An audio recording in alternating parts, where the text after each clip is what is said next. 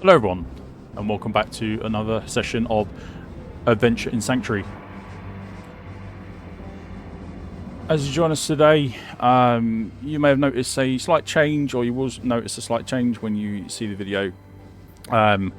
We have a bit of a mix-up with the party. Our newcomer Tavi has joined the ranks as of last session, and we've also had to say goodbye to one of our players who just wasn't able to make the sessions anymore due to work commitments and stuff like that, which, you know, is fully understandable. So we are going to have to say goodbye to Sam, who was playing our beloved Jack. I don't know if he's going to return in the future, but the offer is there if he ever wants to return and does have time for it again. So we will miss Jack, but the show must go on. Which leads me to saying thank you to everyone who has turned up today. We do have Levi, Fulgrim, Tavi, or Tavi, and Lair. We are expecting Ebrin to turn up any minute now. You may obviously know that he is our token American player, and we do obviously have to battle the time zones and stuff like that. So he does need a few minutes, and I do give them that just to sort themselves out when they wake up really early in the morning to play with us, which, you know, can't thank him enough for that. So anyway, whilst we wait for Ebrin, I'm going to do the session recap for the previous session. Bring us all up to speed as to what's gone on, and then we will kick it off shortly afterwards. So, session 10 to session 11, brief recap. Welcome back, my friends. We began last session the very moment Jack woke up inside the tavern. He was instantly made aware that during his time sleeping, or rather oversleeping, the rest of his party grew tired of waiting for him and headed back into the cathedral without him. Jack got dressed and exited the room to see a very empty tavern waiting for him down below. The only souls left in the building were Ogden and his wife Garda. Speaking hurriedly to Ogden, Jack was informed that indeed his comrades, old and new, had gone without him and had left the tavern a good 30 minutes prior to him showing his face. Jack thanked Ogden, grabbing his backpack, and rushed out the door. His destination, the burial ground gate, where en route he bumped into a strange shadowy figure. She was very curious and peering in through the large open cathedral doors. From a distance, Jack called to the figure, who turned out to be Tavi, a young rogue from the local sisterhood. Together they headed through the cathedral, passing by each of the floors until they entered the level the others were currently exploring. Jack led the way forward and Tavi followed behind. The first stop after exiting the room was a visit to a makeshift workshop where Garbard was busy smithing away at something metal on top of his anvil. Jack paused for a moment to stop and speak to Garbard and have a friendly chat. But perhaps friendly is possibly the wrong word here. That said, the goat demon was not hostile at all. Perhaps even docile. Either way, he was too busy in his work to think about fighting the adventurer. During their exchange, it was clear that Garbard's voice, there was an ounce of fear within the goat demon, and that perhaps he felt threatened that Jack might harm him or even kill him. Leaving the paranoid pink-skinned goat man alone to his devices, Jack and Tavi exited the room and headed down a connecting passageway, which would eventually lead them to the others up ahead. En route to the rest of the party, though, Jack and Tavi had another encounter, but this time it was with Snotspill. They stopped for a brief chat with him as they passed by, and by brief chat, I mean, of course, that the aggressive little blue-skinned fallen shouted at them and threatened them with death should they not do as he demanded of them. Leaving Snotspill behind, whilst still very confused, they both reached the rest of the party and were greeted warmly. Not just Jack, but both of them were brought into the ranks of the party. A few brief introductions later they were made, and a few barrels and crates were destroyed in the hopes of finding riches and equipment, and it was time to move on. As the party passed into connecting passageway, they spoke of Snotspill and mentioned big uglies that he wished for them to kill, and a magic banner that he demanded they return to him. However, deals made between demons and humans seldom ended well. Moving further along the passage and turning the corner, the party saw another opening in the wall up ahead. Levi scouted forwards and returned to the party with his findings. Ebrin then moved to the front of the group and stepped in line with the archway, which allowed him to peer into the room. His focus was immediately set on the middle of the small room where he saw mutilated bodies of the fallen. But even worse than that, he saw what it was who made them that way. But it was too late. They had already seen each other. 4 reddish-hue, thick-skinned demons with ball-like features, standing tall with long, muscular legs, equipped with even bigger, bulging muscular arms and small black horns on their head, charged at Ebrin. As they did so, he blasted one of them with black lightning, which erupted from his open palm. Battle was inevitable, and although the enemy was new, somewhat imposing and relentless in their attacks, the party managed to best them and slayed them all. Searching the area after the fight revealed to the group a large wooden chest, its lid opened slightly already, in which they found Ogden's tavern sign. They scooped up the sign and treated themselves to a brief respite of a short rest, before heading off again to investigate more of the 4th floor. Leaving the room and venturing further along the initial passageway, the party soon encountered a group of burning bones, which were basically red bone skeletons that radiated with a fiery enchantment. They were led by a skeletal captain, who shared the same fiery magic within his bones. Using a few spells of the cold variety though, which was the natural weakness of these creatures, the party managed to defeat the skeletons quickly and without any trouble at all. So to the present scene then. After the battle, the area and whatever was remaining on the bodies were searched for loot and anything else that could be useful to the party. With the searching concluded, the party now stand at the corner of an L-shaped passage, one with a scorch mark flooring nestled at their feet from where the burning bones were lurking. Taking this time to gather their thoughts, they are deciding on their next move.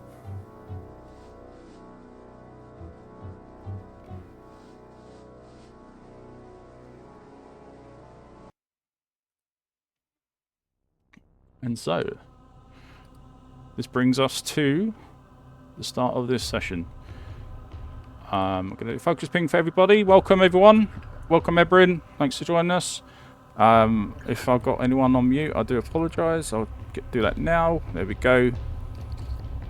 I think Lyra's done herself muted. Yeah, that's fine. So that's good. Fulgrim has done the same. Yes, okay. Forgive me, I did not see the message until I was rushing to get onto the call. It's all good. Right. So, obviously, you've heard the recap and you probably remember most of what's happened anyway. So, to kick things off, I would like for Fulgrim.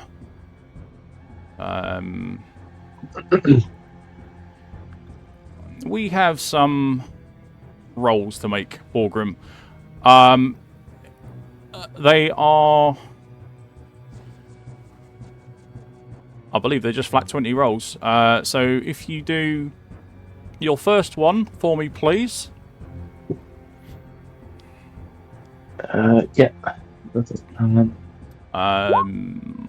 And what'd you get? 17. That's great. Okay, your second one is slightly higher in the DC.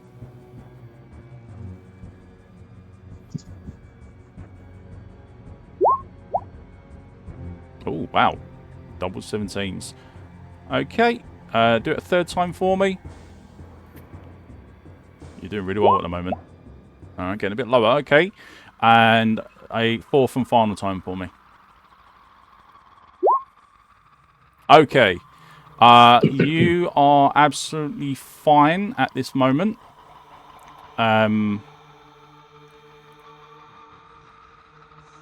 Your modifier to those rolls are +3 at the moment, so I can always make a note. In fact, I can pop that into the Discord so we know. Current mod. That's 3. TWM.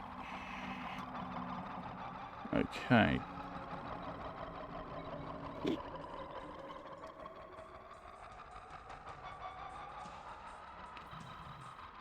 Okay, so after all of those rolls, nothing happens. Yeah. You rolled very, very well for flat rolling. Very good.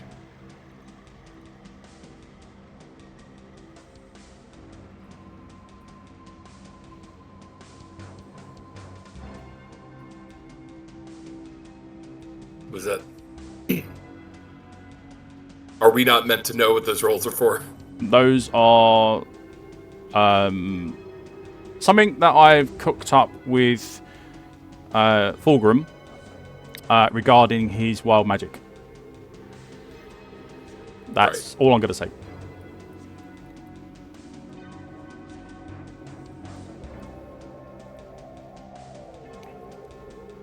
Are we ready to continue exploring?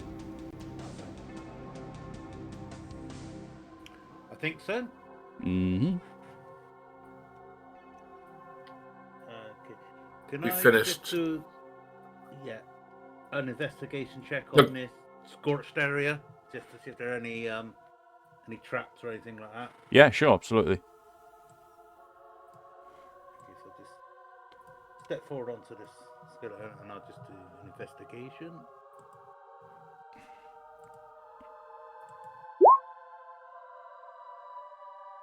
Don't see anything. Probably just had a barbecue. The most obvious conclusion to your search would be you just fought skeletons that radiated a fiery energy.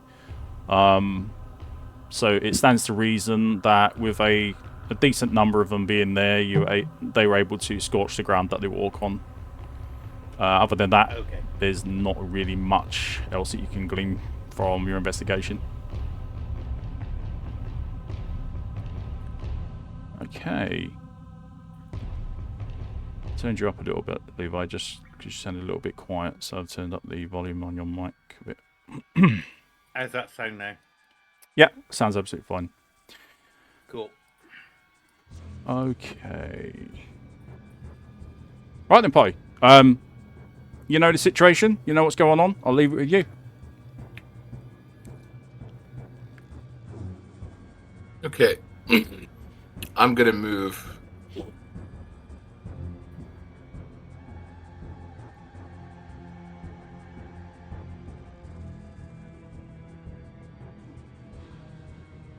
Just look down this hall. Mm-hmm. Okay. There's a crate. Handful of other things.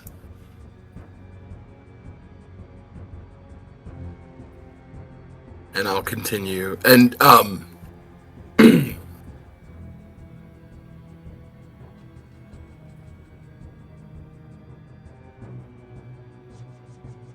okay, there's nothing else down here.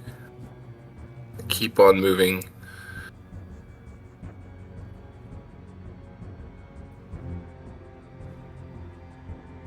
Be heading towards this crate.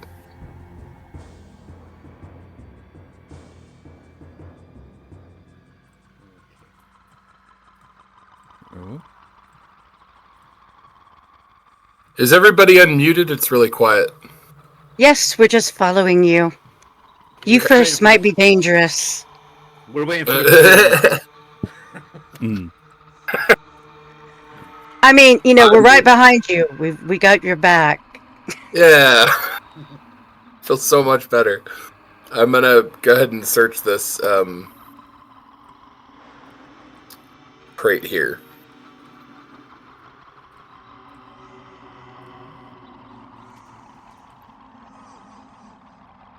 Do you want a check? Yep, just roll a d8 for me. A D8? Okay. Mhm. And then just tell me the result. 7. 7. Yeah, okay. The crate opens very easily, much easier than they have in the past, and some of them are still unable to be opened. And inside you see a potion of mana that has just been dumped in there. Okay. I'll pop that out and pop it into one of my belt slots. All right. Do you want me to do that, or did you want to do that? You can do it. Okay. Let's put that there. Okay, while you're doing that, I'm gonna try and sneak up behind the next crate.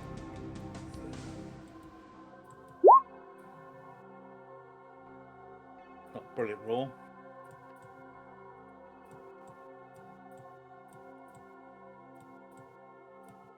Okay.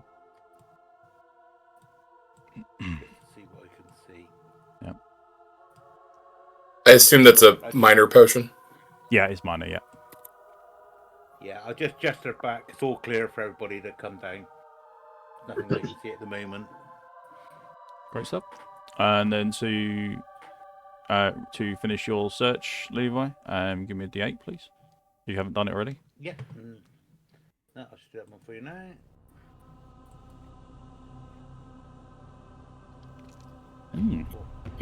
Interesting.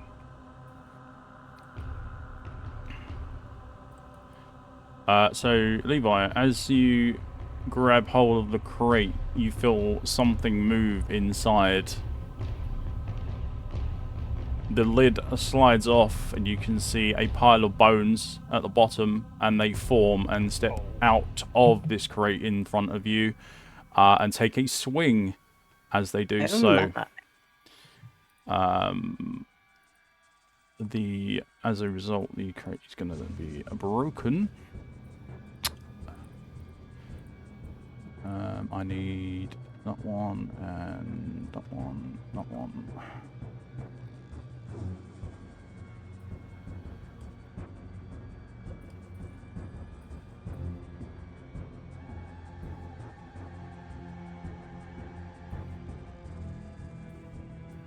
Okay. Going to get the... Where is it? Turn order. Let's close. Get rid of all that. Don't like the look of that one. Yep. Okay, so you can roll initiative as well, but this one is going to get a basically a sneaky strike on you, or attempt to at least. That one and attack.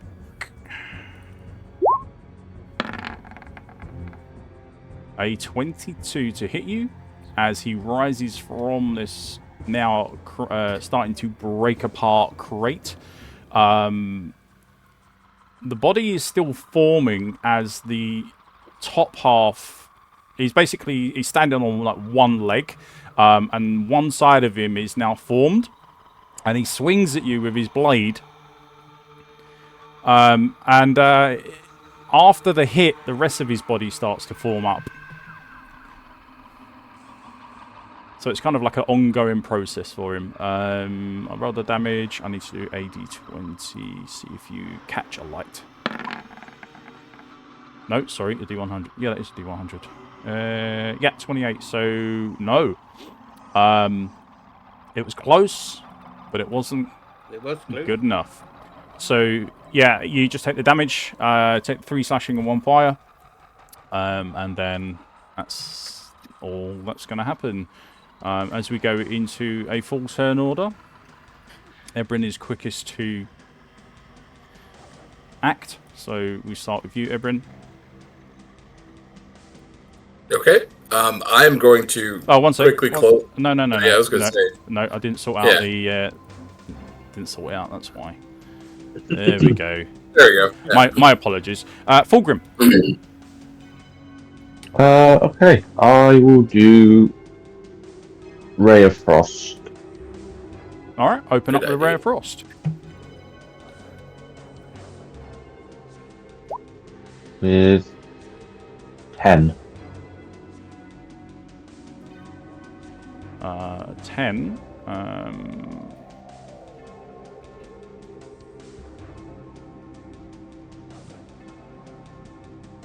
That's why.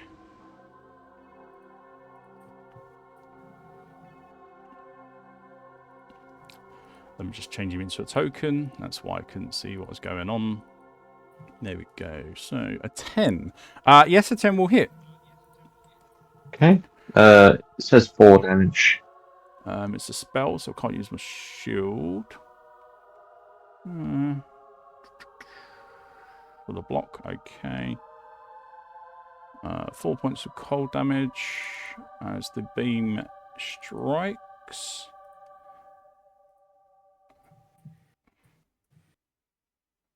And then after that, I'm gonna 5, 10. Oh, and 15, yeah, that's going to 20. do a little bit extra, I think.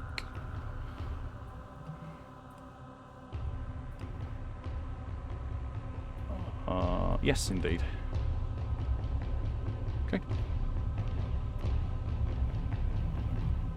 Yeah, so Yeah, your Ray of Frost shoots out from you straight into this creature. It envelopes the upper, like the torso area. You can see there's just crystals of ice that have been left on its body, and it doesn't seem to like it at all. You know that you've done a little bit extra damage than what you would normally. Okay. After pulling back a bit, Yep. that'll be my turn. All right, Levi, with you. Yeah, is he slowed now then, that captain? He is. Yes, he is. He's on the slow icon that I use. There we go. Okay, right. Been a bit shocked from what's just happened. He's going to use a bonus action to disengage. Yep. Come back. 10, 15, 25, 30. And I too am going to try a Ray of Frost. Okay. Well, that's new. Modifiers to this at all? Yeah. Nope, no I modifier. don't use magic often. Just D20. That's gonna fail. Oh, hang on. No, I don't know. What did I do? That's weapon damage. What did I cast? Don't worry about that. It's the spell that you. Oh, hang on. Oh, right. Don't know what happened there. No, that's not your roll. There's your roll. You clicked on the damage instead of the spell by the looks of it. Right, yeah, let me click on the spell then. I'm just double I check. don't do these very often. It's not giving me a... You know, it's not, is it? Let me just So double I just check. roll a natural D20. Yeah, you might as well. Got 50% chance I of just hitting him. roll a normal D20, yeah. Mm-hmm. That's a fail. Yeah. So that's you 10% are... off. Yeah. So the first one from Fulgrim strikes true. The second one from Levi, not so much. And it hits the wall beside him, just leaving a nice ice patch on the wall. And I'll just end my turn there. Okay. Tavi, with you. All right, I am going to shoot him with my short bow. Well, Oh, attempt, anyways.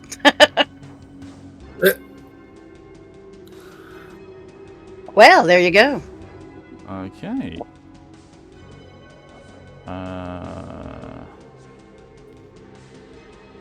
So we don't take the sneak attack here, but we do take the actual damage. So 6 points of piercing damage. That's going to be... Yeah, I thought so. You can see that is not as effective as you might have hoped.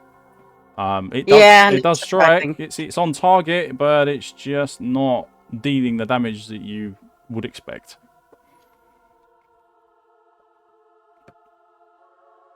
Damn those bones. I'm good. I'll stay where I'm at. Yep. Don't want to move or anything like that. No.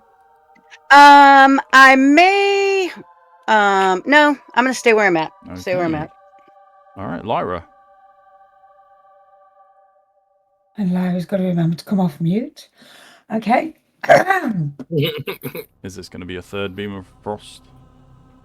Yes, it's definitely going to be a rare frost. Go for it. These guys are a bit partial to a bit of frost. They don't like them. So here we go.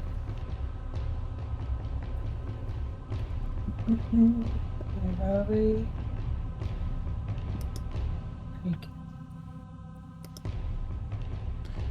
While you're doing that, I'm going to check on Levi's spell, see what's going on with that.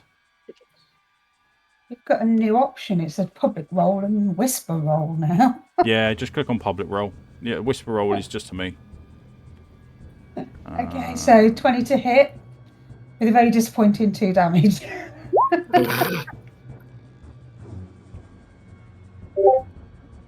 It's not doing it, is it? 63.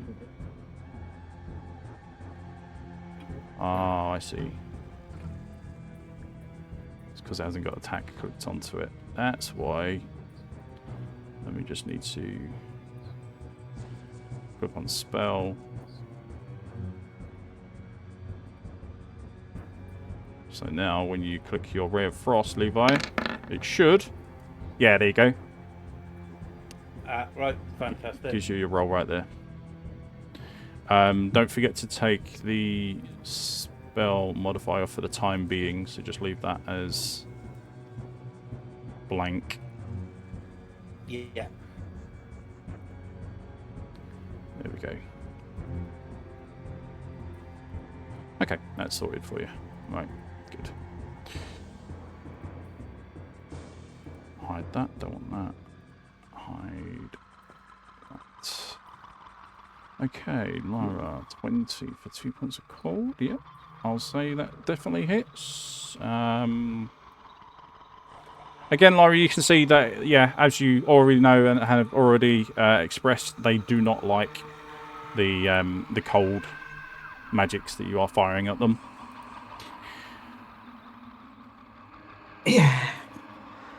It freezes them already chilly bones. That's right, she certainly does. It rattles those bones. There we go. Okay, are you doing anything else for your turn, Lyra? Or are you passing? I'm quite happy with a decent distance away from his sword. Okay. Last but not least, Ebrin.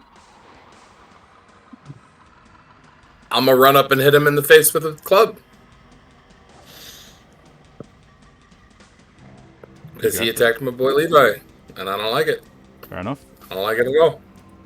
Fair enough. That's a hit. What do we got?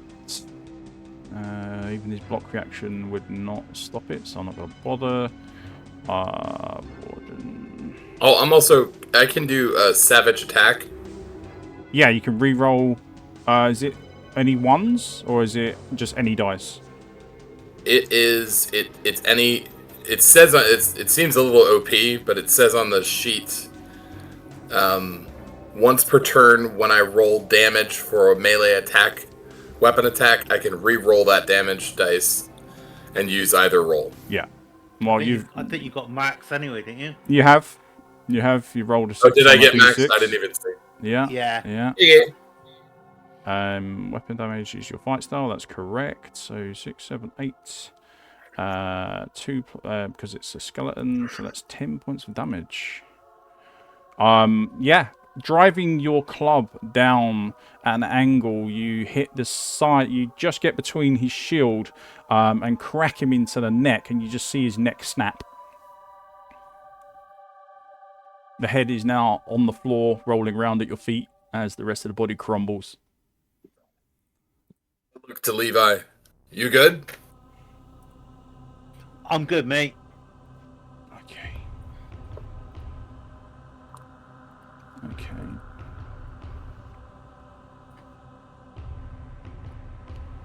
right. So because that was a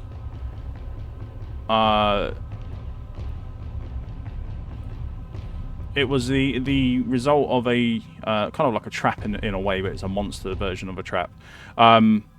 You can take the equipment that is on the creature, but you can't do a search of the area. So you can take his gear that he drops, if there's any, which there should be. There should be a sword and a shield, and also some leather armor, which is damaged.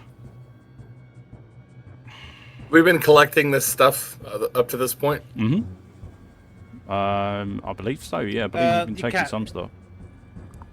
Yeah, it's not worth a great deal, but it's a few gold when you get back. Okay. I'll collect it then.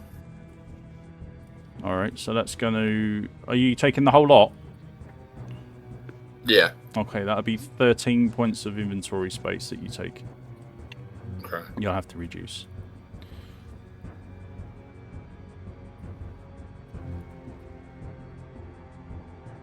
And that ends the combat.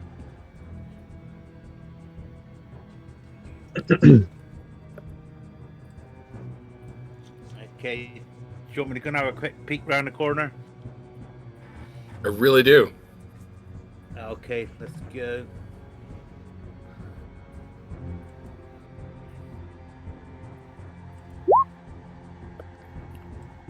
Nice roll. Just gonna sneak up. Use my dash movement as well. Just to literally put my head around this corner.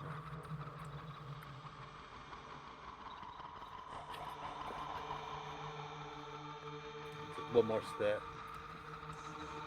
Yep. Yeah, just gonna gesture back to everybody. They can come on down. There's nothing in sight at the minute, so it's all clear. Very well.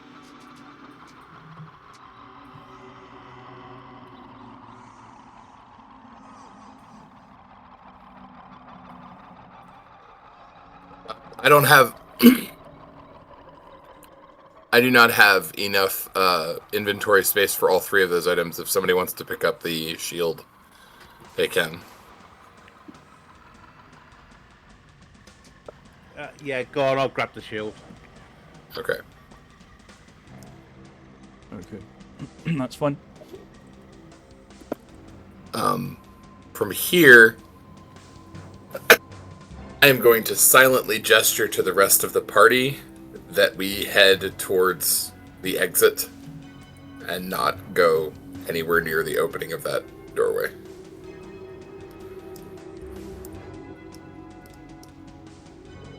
Yeah, so you've probably worked out by now, without making any need of any rolls, that you've done a full circle. Yeah. Ah, You've basically started here and you've ended up back here.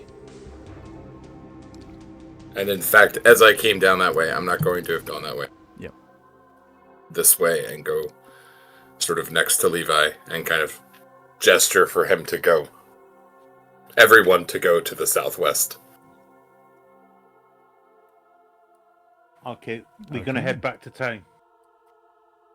I thought that was the plan. I think we're going to talk to Ogden, aren't we? Yeah. Yeah, Okay, I thought that was the... Yeah, no worries. Then we'll all. Do we need to walk it, or can we just? No, get I'll back? move you to the steps. Yeah. Okay. So, if you're all going to go out, I will move you to here.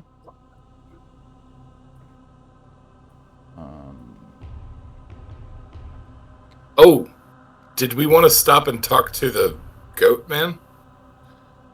Maybe do it on the way back down. That's a good idea. Let's do that.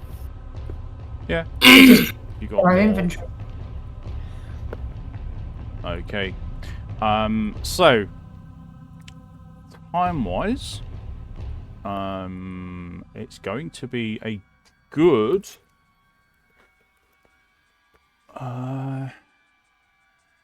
We're doing 4 floors, aren't you? 4 full floors. It's going to take you, in total, a good couple of hours to get back up to the surface and over to the tavern. Time-wise, at the moment, you are...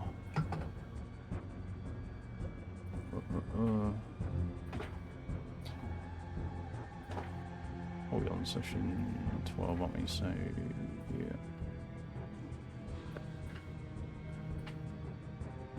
yeah. Not that I don't think any of you know, because I don't think you have the feat that allows you to tell what the time is. But I'm going to say that when you travel to the surface, it does look like the sun is starting to set. As best as it can, because obviously the area is always very gloomy. And what light you do get is often very blurred in some ways, so it's very hard to even tell the time of day when you're on the surface. But yeah, from what you can tell, if you're going to make the full trip up to the surface by foot, you'll reach there just as the sun is starting to set.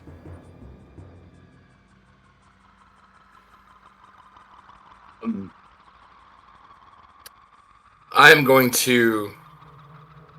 Or a couple of... I put it in the chat, but I can't find it. But I'm going to, as we come out of the...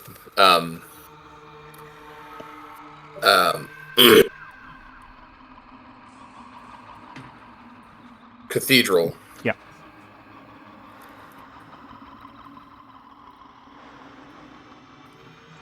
Say that I notice the body of the wounded townsperson, which I believe you said that was just sort of left, like they didn't do anything with it. Yeah, I mean, it's been, what, a few days that he's just been left there. Yeah. We are currently on, I think it's day 6. Yes, it's on day 6. So we're on late evening of day 6. So he didn't see it when he was coming in. He was too focused. And as he comes out, Ebrin spots the body and moves over to it with a purpose and kneels down to examine it, and then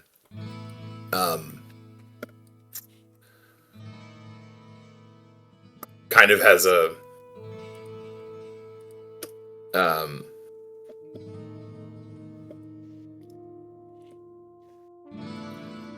he whispers the name Kale.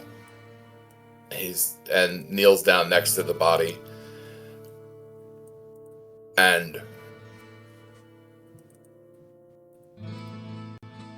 probably says something like, "What happened to you?"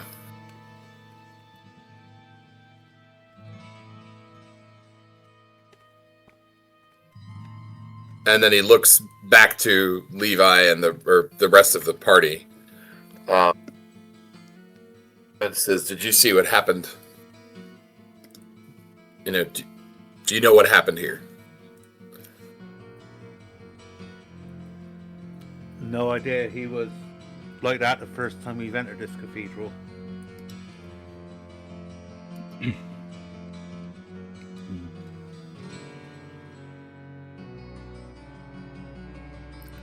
I don't know if Lyra knows. She was here before me.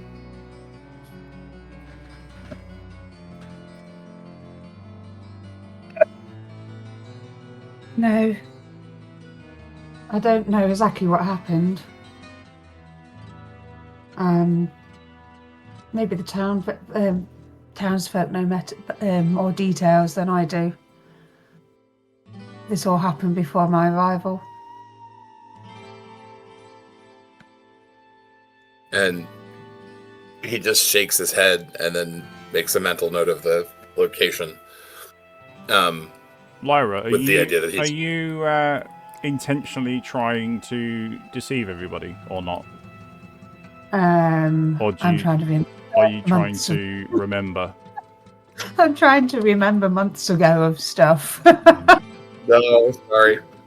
Well, I'll give you the option. If you want to try and deceive him, you can. I'll need a deception check. But if someone's going to insight you, obviously you can get found out. But if not, and you are literally just struggling, then I can give you some information. You've got to remember, I've dealt with a lot of people coming and going and things happening and Yeah, for sure. lots of stuff. I know it might only seem days of arriving, but the reality is she's been traumatized since arriving in there. Yeah, and rightly so. One body looks much like the It's next. a very stressful situation. The first thing that you encountered as you entered as you started to move towards the cathedral was a dying man, cut to ribbons in front of you, and it's not really something that you are used to. So yes, it does definitely hold a shock factor, that's for sure. When you enter, or when you pass by him, at the time you was with, I think, 2 others, a different rogue and a different fighter, and they ended up talking to him. You didn't quite hear everything that was said, but you do remember the words "the butcher." Right. Okay. And this is all you heard because you were a bit further away, more focused on the eerie light that was beaming out of and still is beaming out of the cathedral entrance and the windows. I remember being surprised by the light. Yes, absolutely. And right, so again, there's lots of strange stuff that's happened since you've entered here. Yes. I was drawn by the light and not the people. But then a magic caster is more likely to be drawn by the light than the things at all. So, yes, I don't have full recollection of this person talking to me, but he may have talked to some people I was with.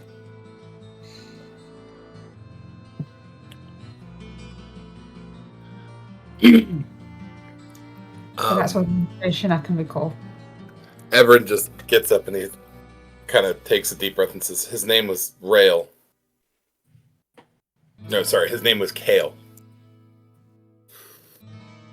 He was a farmer. And he did not deserve this kind of death. And he...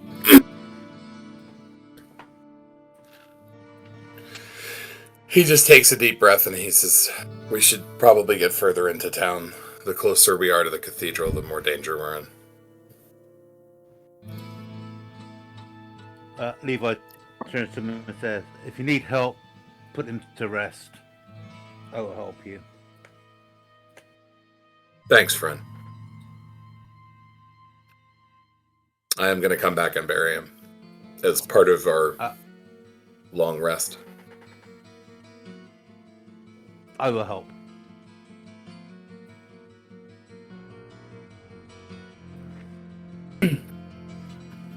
And I'll, give the commensurate gold pieces or borrow shovels from Griswold or Ogden, as the case may need. DM.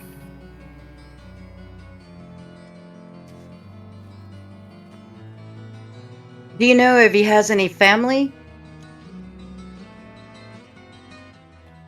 He had a wife, but she's gone. She left around the time the trouble started.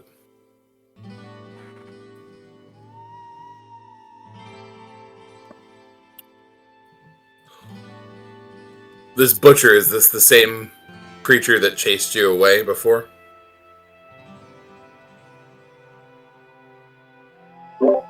The butcher, yeah. I wouldn't say it chased me away. It left me very much in a state of trauma. I certainly don't want to be facing him again anytime soon, and certainly not on my own. You won't be on your own. I can guarantee you that. It doesn't end well. Yeah, we need to be better armored and have more in our arsenal. I don't recall much of that interaction. In fact, I don't know how I got back to town.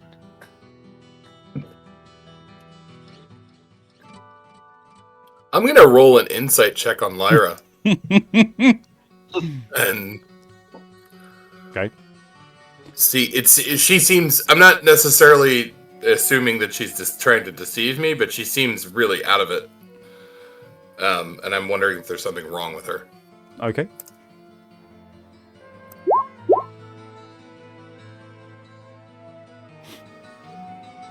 You're not getting anything either way.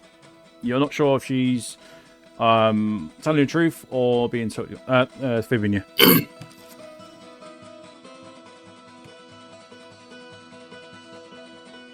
No, we better get to it. I have taken up enough of everyone's time with this, so if anybody else has anything they want to do in town, go ahead. I got some other things I'm going to do as well, but I'll do them later. Yeah, I'm just gonna head in and maybe restock, buy some more armor, sell the stuff I've got. That's not a bad idea. It's a great idea. You must have quite a few bits to sell by now. I've got a fair bit. Ring mail. Right. So what's the Can plan anybody then? use What's it the plan, before I guys? sell it? Are we doing a long rest, or are we doing a short rest, or a extended rest? What would you rather? I think we need maybe a 1 day long rest to get the spell slots back. Fair enough. Okay. Something like that. Yep. If anybody else wants to do an extended rest, I'm up for that as well. Okay. Yep. I'm quite happy with a long rest. And we can also introduce the resting mechanics to, I believe, Fulgrim, Tavi, and also Ebrin, because you haven't experienced that just yet. Okay. So you've got control of your characters. Move your characters to where you want them to be. So I get an idea of what you're doing within the town itself, who you're going to see, and we can go from there.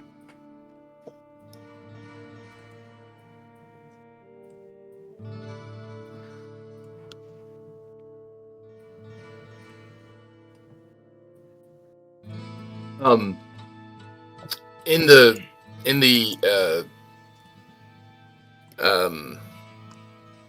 store under the list, there's a general store. Yes. Who would I be purchasing from with that? That's Pepin. Okay. Anything magical is Adria. Anything martial would be Griswold. And everything else, like potions and... Well, not all potions, like healing stuff, and all your kits and stuff like that, they came from Pepin. Okay.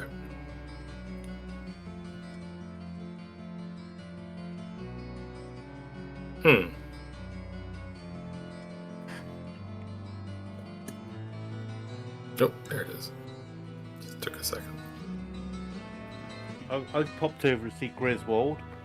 I've got the shield I just picked up, the ring mail I found, and some leather armor. Alright. So I'm going to sell all that to him for, I think, would work out at 18 gold. Whoa! What can I do for you? Griswold! Hello! I brought you some wares. How much will you give me for this? Alright. He looks over everything that you've brought to him. Let's see what list-wise. Because I'm going to have to adjust this one, and I'm also going to have to adjust... what have you got for him? I've got a scrap shield, so that's just 3 gold piece. Scrap shield? Yeah, the one I picked up off the guy we just killed, the skeleton captain. Oh yeah, all the shields are intact, so you've got 3 gold for that one. What else? Yeah, ring mail. Ring mail. Ring mail is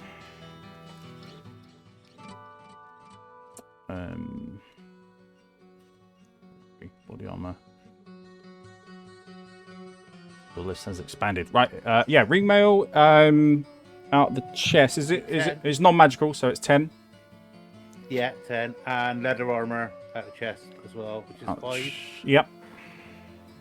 So that gives me 18 gold. Mm-hmm. Which puts me up to 82. Any weapons? No, I've got no weapons. Whoa, no. Nope. Okay. Yes. Yeah, that's fine. Yeah. I'll sell my light dagger. Now that's slightly used. How much would that be worth? Let's see.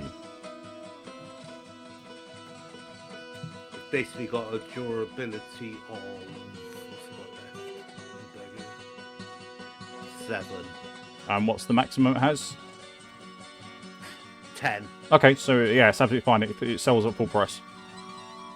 So Which is- whatever it says, 2. 2. Oh wow, I'm rich. Okay, So you and got- then I would like to buy from him a set of hardened armor. Okay, 1 second.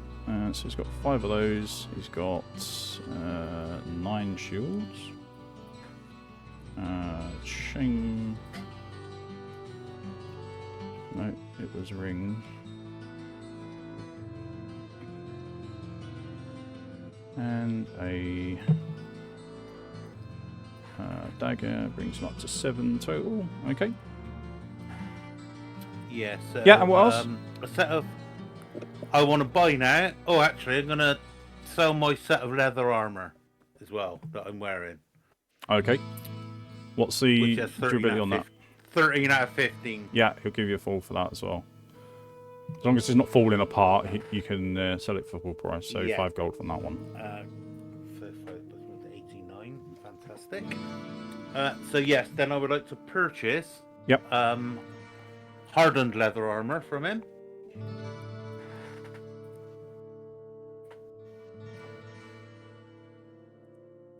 You won't be able to do that yet.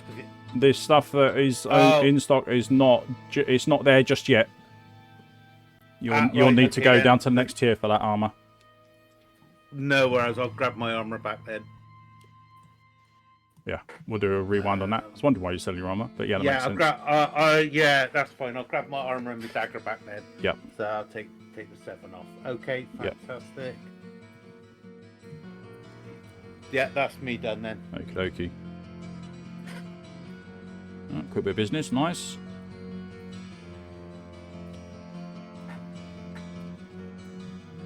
Okay. Right. Okay, that's you sorted. Ebrin, you were interested in what, sir? The general store, was it? What was the... The general store? Well, actually, yeah, well, I got the money to buy it, but I don't have the... Yeah, I do. I have the inventory slot. I was wrong. I think I have 13 slots. I only used up 12 of them. I would like to purchase a engineering tools kit. Yep, no problem. Are you gonna deduct the gold, or do I need to do that? You'll deduct the gold, and then just put a note on your sheet at the same time. Adding the kit. Yep. Kits take 2 spaces in your inventory. Where is it? 1, 2, Peppian kits. Engineering tools. Yeah, so it goes down to 1. Anything else? I'm gonna sell the handful of items that I have. But I'm not gonna purchase anything else from the general store just yet. Right, okay. We'll leave that as that is there. I have a leather armor. Mm-hmm. What's its durability? It's fine, like it's undamaged. Undamaged. Okay, undamaged is good. That is 5. 5 gold. Mm-hmm. Okay. Actually, let me just wait till I get everything. So we got 5. I'm also going to sell damaged leather armor. Okay, damaged leather armor is only going to sell for 1 gold. Okay, so 6. Small shield undamaged. That's 3. Okay, that's 9. The saber, the scimitar. Short sword. Short sword. Yeah. Short sword. What's the durability on that? Undamaged. Okay. So that will be for you. Short sword. 2 gold for the short sword. Okay, so that's 11. And then another damaged leather armor, which is 1 gold, so that's total of 12. Right. That takes me to 150. Okay. I'm going to add those because they're damaged. Sorry. All right. Cool. Okay.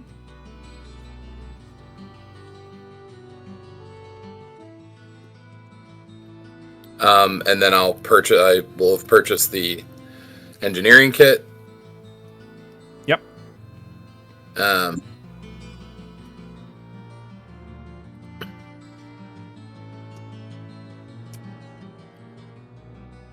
Anything else? I need to look, and I want to give everybody time to do stuff, but I'll visit Adria. Great stuff. Okay.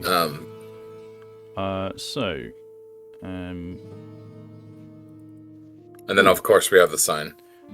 I got totally ahead of myself there. What ails you, my friend? That's what Pepin says to you when you come up to him. And you go to see Adria. Adria also has a little greeting. I sense a soul in search of answers. Music to my ears. Absolutely. Yeah, and you can do whatever it is you want to do there. You can ask her for any information, or just buy stuff. Totally up to you. All right. Anyone else want to visit any of the vendors during your long rests? Yes. Yeah, I was gonna say I want to let everybody else do their business first. All right, let's go. I was going to say I would definitely like to get my armor and weapons repaired, if that's possible. Yes, you can. All that will be done over at Griswold Smithy, and it will cost. They're all basic weapons, aren't they? In armor, they're not. Yeah, there's nothing special. Okay. So it's 1 gold per durability point that he repairs. All right. Jeez, let me look up how many that'll be altogether. So sometimes it might just be better to forget the durability and just buy one outright if he stocks it. It'd be cheaper. Oh, okay. So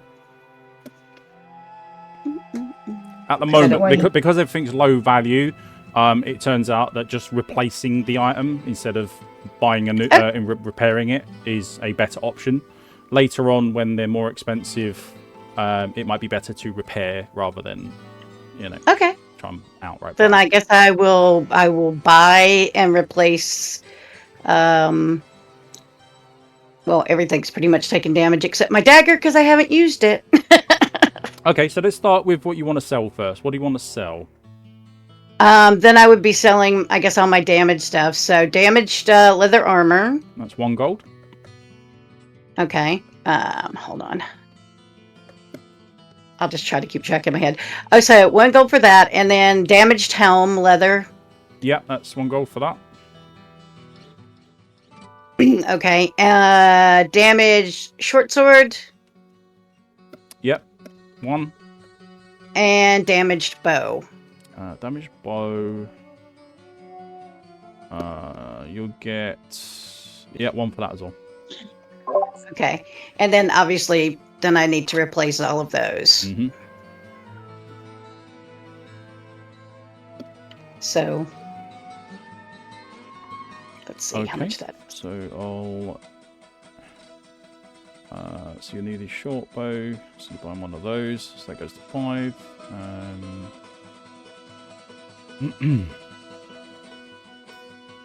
Leather armor.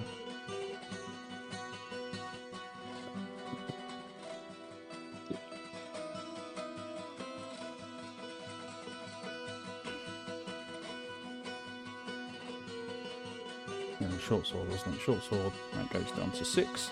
And then you've got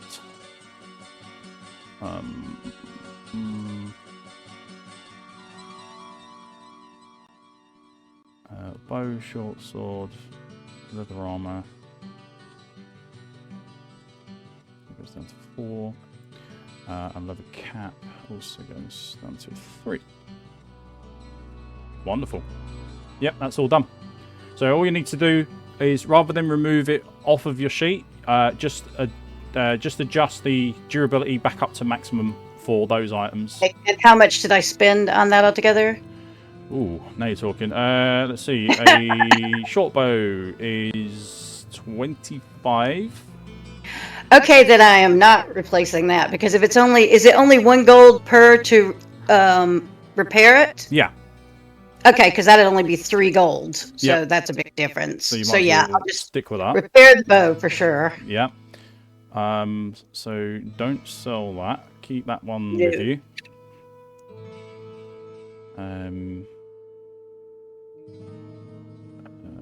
What was it? The short sword. I believe the short sword is 14 to buy that one. I'll also have it repaired then, because that's only 3 gold, so that's still 1 less. Oh, so they're not damaged then? Well, they are damaged. They're just not damaged that much. They're only damaged like 3 points of damage each. Yeah, they're pristine until they're 10% of their original durability. Oh, okay. So I should just leave them be until they get no damage? Yeah, then I won't bother. they're not breaking that Sorry, much. I'm just that person who always, like, any chance brings everything back up to full. So if Alright. that's fine, then I'll just leave it be. So just keep everything you've got and then repair the points on, I would say, the bow, the leather armor. I mean, if you're that bothered about it, you don't have to be. No, I'm not that bothered about it. If Yeah. it's not a big deal, then I'll just leave everything as it is. Okay. And I do have... I Yeah, had one question, yeah. because I saw something. Hold on. So we don't need those, don't need those. I was looking at under merchant stock Yep. of things. There's somebody called Wirt, the Mhm. smuggler. Yes. Yep. Does he have the bow that it's got listed in here? He does indeed. And I have his viewing fee, thanks Mhm. to my trivia.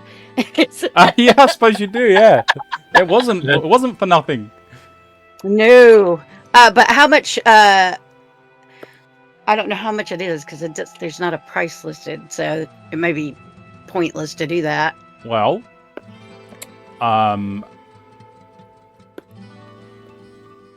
so as you, I guess you are going to make the journey out towards the, where are we? The tavern is there, so we are going to be heading in a northwesterly direction, or technically a western direction, and we're going to cross the river over by this bridge. I'll take you over there. Alrighty. And we're going to weave our way through these rocky areas. And You know, I as just you realized reach them, probably if I have to pay 50 gold just to look, I'm probably not gonna have enough to buy it anyways. But well, let's see. we'll see. So as you are within sight range of him, Psst, over here. I go over there.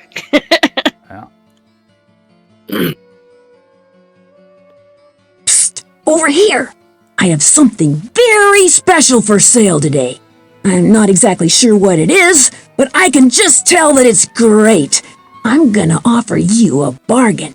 1,000 gold takes it. Right now, no questions and no returns.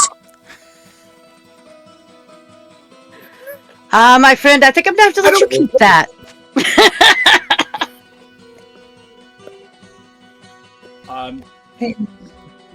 Give me an insight check. Sure. Bear with me for a moment here.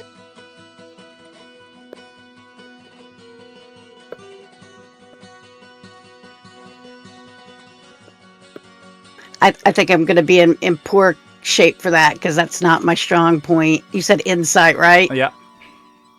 Fingers crossed. Let's get a solid roll. Come on. Hey, there we go. Damn, I'm surprised. So, rolling it where it counts. You can see that as he says this to you, he's kind of like smirking. And you get the feeling that this is just in jest. That's a good one. Try again. Okay.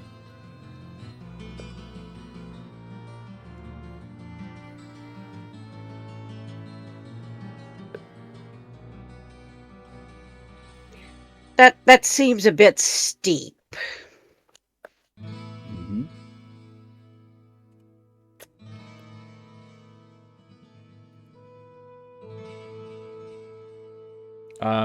Yeah, but obviously he's got a few items that he keeps on him at any given time. And he has them in like a satchel or a makeshift bag that he just ties together with a bit of rope around the top. And you can see them poking out the top now. So he's only a kid at the end of the day, but he's very shrewd at what he does. And how he acquires them, these items, you're not quite sure. But Yes, I shall not inquire into the providence of where said item comes from. But yes, at the moment, he does have a few items. He's got a set of leather gloves, and a short bow, which he will let you see for 50 gold. You don't have to pay for each one; just have to pay once. Yeah. Well, let's look at them. I'm here.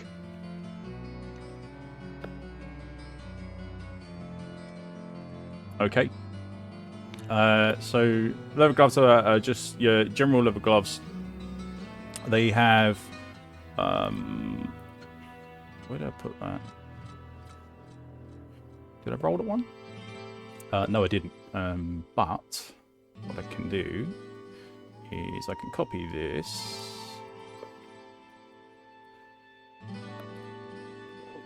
Okay. Now this is for your eyes only, so I'm going to send it to your Discord. Gotcha.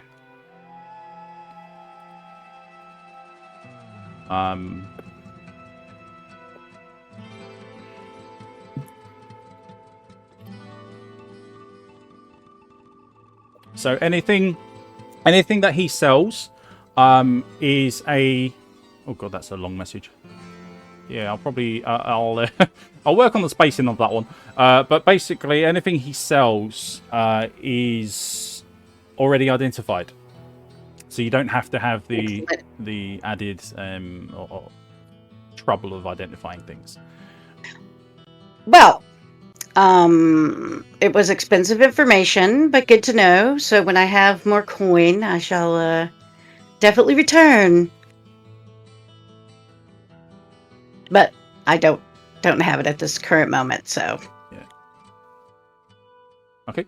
And he quickly shoves everything back in his bag and says, "Right you are." And then and that is that. So everyone else is wondering what's gone on and what's been seen, and you're the only one that has that information. Are you returning back to the tavern? Yeah, definitely. Gotcha. Okay. Take me back! Little shit. That's absolutely correct. Very well. So Hey, you know what though? The kid's a keen businessman. I gotta respect him for that. Mm-hmm. This is how he gets his money. Gotta have the graft. Yeah. So I believe that's you done, Tavi. Ebrin, you're off to see Adria. Fulgrim, Lyra, Levi, you're done as well. So I'm going to put you over by the tavern for the time being, so I know what's going on. Fulgrim, Lyra, what are you doing for your long rest? I'm going to repair all of my gear. Mhm. I've already totaled it all up, and it equals 25 gold. Lovely. So a step ahead of you. Okay. Okay. So what have you actually sold? I haven't sold anything. I'm just repairing. Oh, okay. So only repairs. That's fine. Yeah. So repairing all of my armor, gloves, helm, boots, etc. Yep. So it's all done. Great. That's you sorted then. Other than obviously your long rest, was the downtime, which we will take care of. You've got your stuff repaired. Excellent. Yes. I'll make a note of that. I've not been asked to identify anything, have I? I don't think so. But Oh, point of order regarding that. yes. Our friend, we do not have the person that we had here last time we played. I believe Jack. Yeah. Right before we stopped playing, he found a magic item. We did indeed. Oh, That crap. just lost forever. It's potentially on him. You've not seen him since I think it was after the fight with the big The uglies. skeleton. Big uglies. Oh, yeah. That's right. He had to leave before that. Yeah. Before the skeleton. So during your fight with the skeletons that happened after the fight with the overlords, I don't think any of you checked to see where he was, but he was basically just chilling out in the room that you guys decided to have a short rest in. He never rejoined you in that fight, and after the fight, you've just left him there. So he's not caught up with you. So in theory, you think he would still be down there on his own. Oh, okay. Okay. Right. So, are we going to go and say hi to Ogden since we have his tavern sign with us still? Yeah, Yeah, Lyra, I've got the sign I on do here. have a magical staff. If you could, over the next 12 or whatever hours, identify it for me. It'd be Okay. fantastic. I'm sitting in the tavern while I identify that with a nice drink, and yeah, it's going to take me about half an hour to do that. Great stuff. No problem. I shall buy you a martini. I think a mead will be a little bit more appropriate than a martini. That sounds really good. Yeah. Okay. Give me some honey. I'm going to need What to did hit you the say? hard stuff to drown my sorrows. Mead is made from honey. Okay. Yes, it is. Okay. It's made from. Right. So, who still has business to take care of? I do. I need. Okay, go ahead. You do it, Levi. Or Fulgrim, or whoever that was. So I will be selling my quilted and leather armor. Yep. I'll be buying the hard leather armor. You can't get that yet. That's the next tier. He's tormenting you. You can see it, but you can't have it. Yep. You can't have it yet. Then I'll just repair them. Which is 3, 6, 9, 12, 15.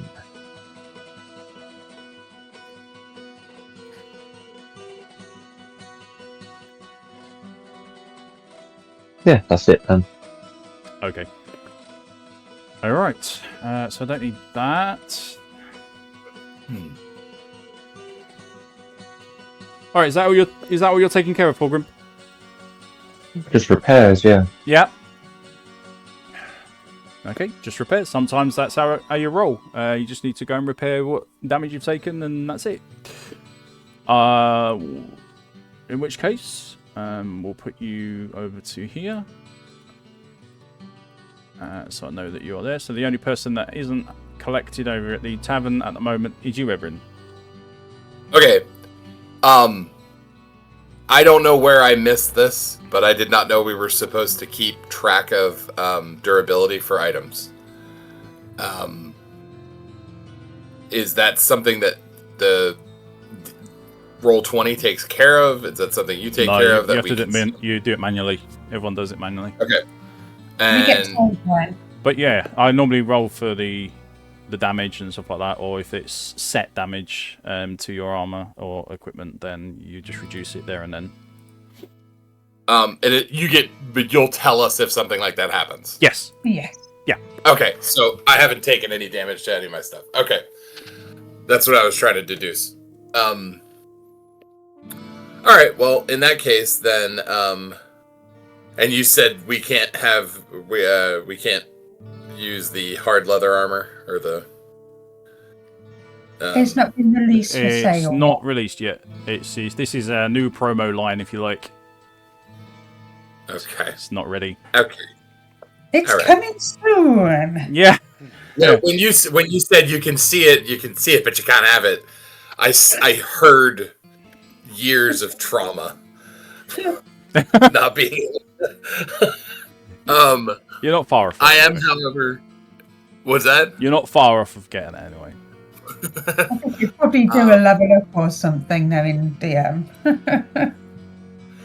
Is the staff of healing, and am I understanding correctly that you have the heraldric spells are specifically heal and heal other? You only have healing, so not heal other. Unless it states So heal there's other. no... What did you say? Unless it states heal other.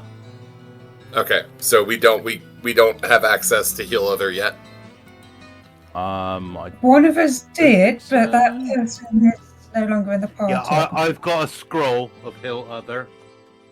Yeah. I'm Which going is saving it's not until phone. somebody goes down. Got it. Okay. Pardon me for one brief moment while we're here in town. I must visit the privy of the establishment. Be right back. No problem.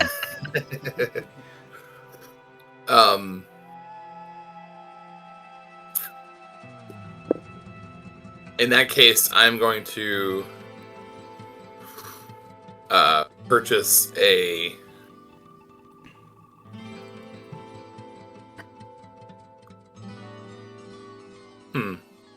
Actually, keep it simple. I'm going to purchase Yep.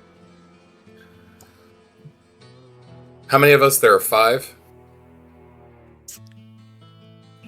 Yes, 5 of you, yeah. I'm going to spend 100 gold and purchase a potion of minor healing for myself and every member of the party. Oh, wow, so 5 potions of minor healing. Okay. And that'll take me down to 50 gold. Yeah. Preparations have been made. Pepin, how many do you do? He has... Oh, he's only got 5, so that's all of them. You've cleaned him out. Good. Very well. So everyone gets to add a potion of minor healing to their belts if they got space, or use carry it in your inventory if you don't.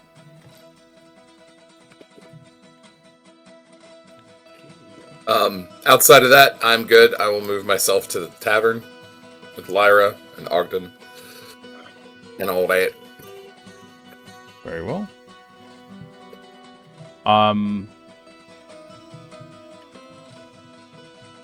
In your last visit to Ogden,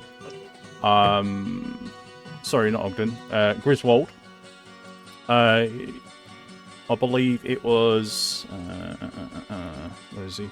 Fulgrim. you were the last person there. You didn't bring it up with anyone else, but you will all hear... where is it? Ah, here it is. So he seems quite eager to speak with you for some unknown reason. And as he's taking the stuff off you and repairing whatever it is that you wait for a few moments to get repaired, he also speaks to you. Stay for a moment.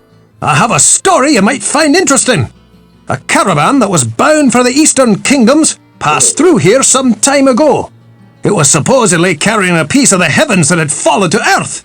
The caravan was ambushed by cloaked riders just north of here along the roadway. I searched the wreckage for this sky rock, but it was nowhere to be found. If you should find it, I believe that I can fashion something useful from it.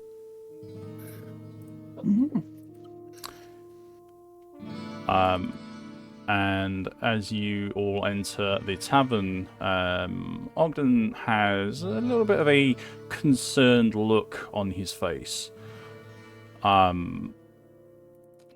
Master, I have a strange experience to relate. I know that you have a great knowledge of those monstrosities that inhabit the labyrinth, and this is something that I cannot understand for the very life of me. I was awakened during the night by a scraping sound just outside of my tavern. When I looked out from my bedroom, I saw the shapes of small, demon-like creatures in the inn yard. After a short time they ran off, but not before stealing the sign to my inn. I don't know why the demons would steal my sign, but leave my family in peace. 'Tis strange, no? Brother, I have good news for you. Oh? Do tell. And he pulls up his pack, lifts it hardly onto the table, pulls the burlap back, and shows Ogden the sign. Oh, we didn't have to bring back my sign, but I suppose that it does save me the expense of having another one made. Well, let me see. What could I give you as a fee for finding it? What have we here? Oh, yes. This cap was left in one of the rooms by a magician who stayed here some time ago. Perhaps it may be of some value to you. And he places what can only be described as like a circlet on the counter next to his sign. Pushes it over to you, Ebrin. Is it looks pretty much how it did in the game? Yeah, I guess, yeah. So it's a gold circlet with multicolored gems in it. Yep. He looks at it for a minute, sort of shrugs, and says, don't worry, don't waste your mind trying to discern the motivations of demons. They're inscrutable and mad. And then he slides the circlet over to Lyra. Thank you. And is basically like, I am reasonably sure that this is magical. It is indeed. You can literally see that this thing has like an aura to it. Much like your ring does, Lyra. You'll recognise that very similar and familiar golden-like glow coming from the item itself.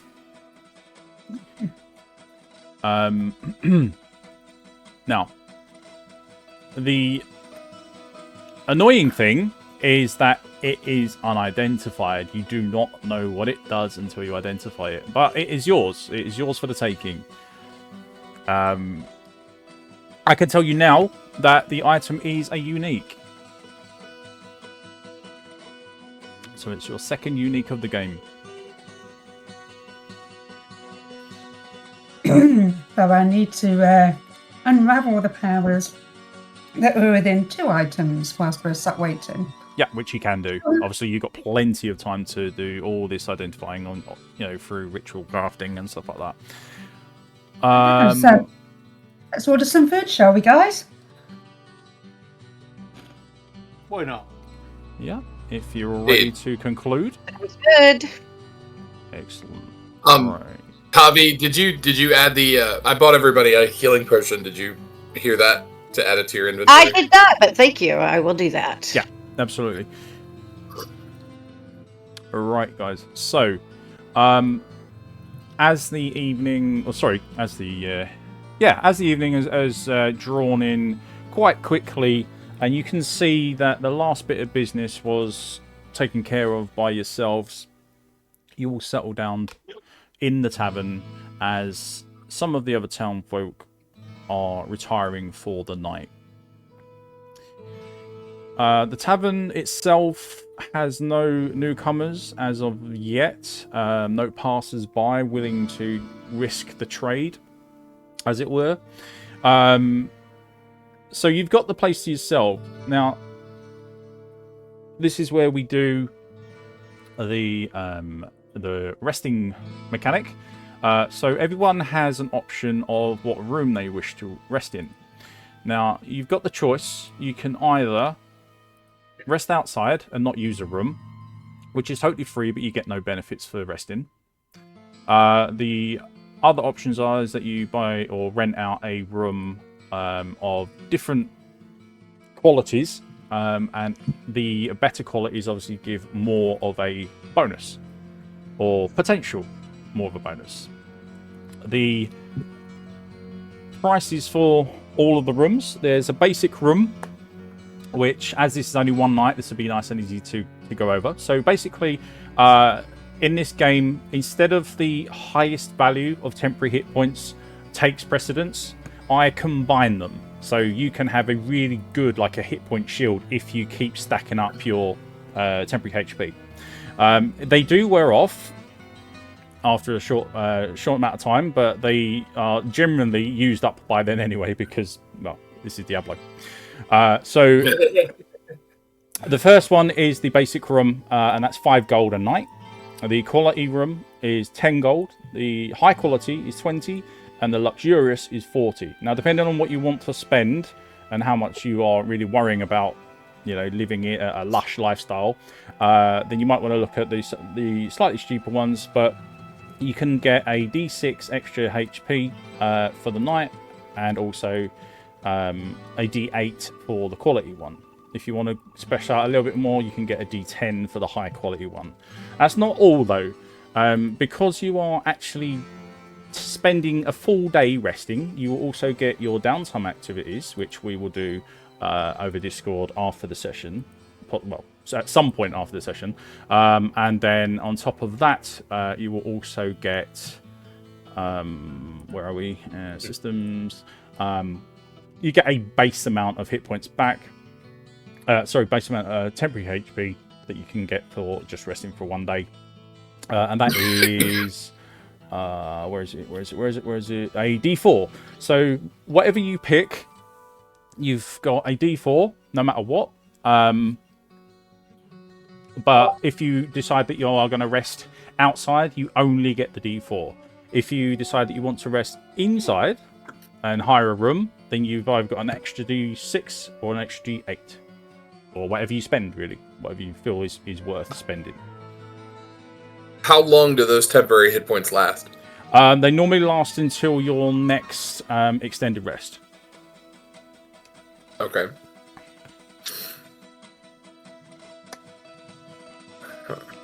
I'm just going to have a basic room. Me too. Okay. That's all I can afford at the moment.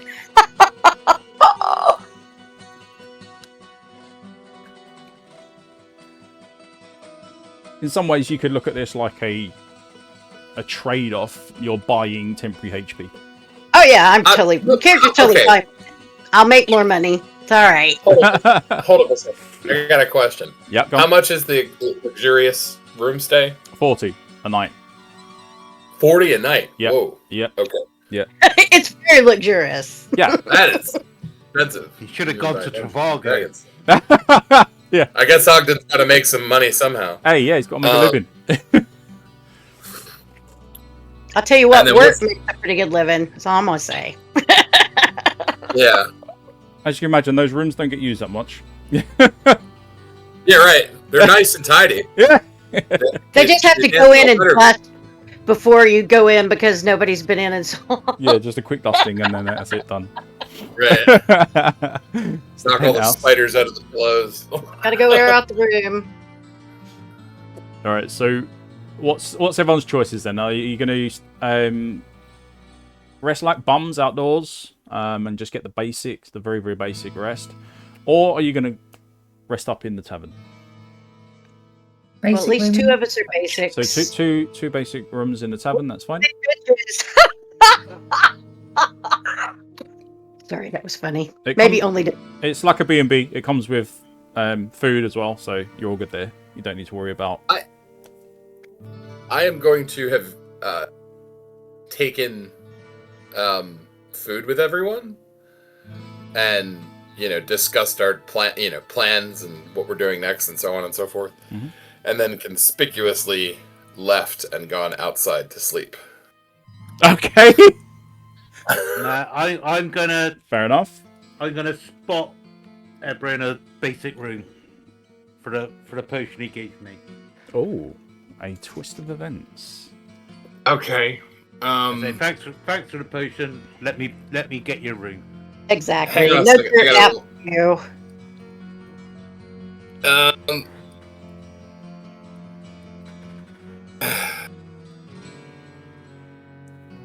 Okay.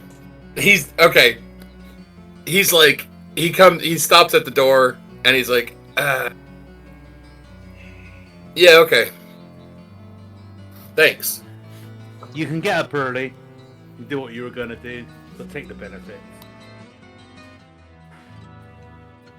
He's like, no, I can't, but thank you. Okay. Wait, did he just turn down the room? He was gonna. Oh, but he's not going to now. He is not going to now. Okay. The idea of a nice fluffy pillow instead of a cold rock.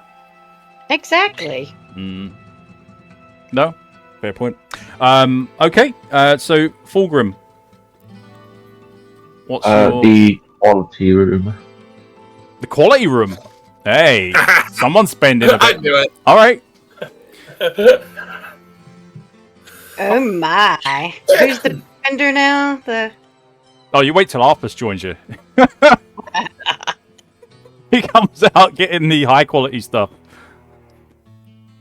All right. So You can never You know, get him Arthur. Sometimes he goes like slumming it, and then other times he's like, "Yeah, I'm not slumming it. I'm going for the full stuff." yeah, absolutely. I got a feeling Fulgrim's gonna go for the top shelf every time. Well, Hey, nothing wrong with that if you got the cash to splash. it's a good idea. It is definitely a good idea. Okay, yeah, so quality for you. So that's going to be a D8 and a D4 for you then, Fulgrim. So you guys you can roll these now. You don't have to wait. These are going to be your temporary HP that you can add directly to your sheets.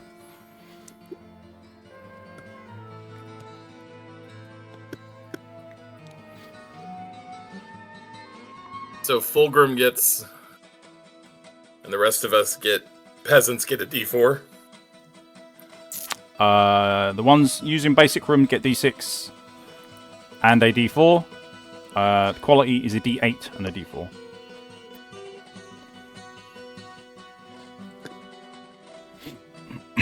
And then tally it up and add the total to your temporary HP on your sheets.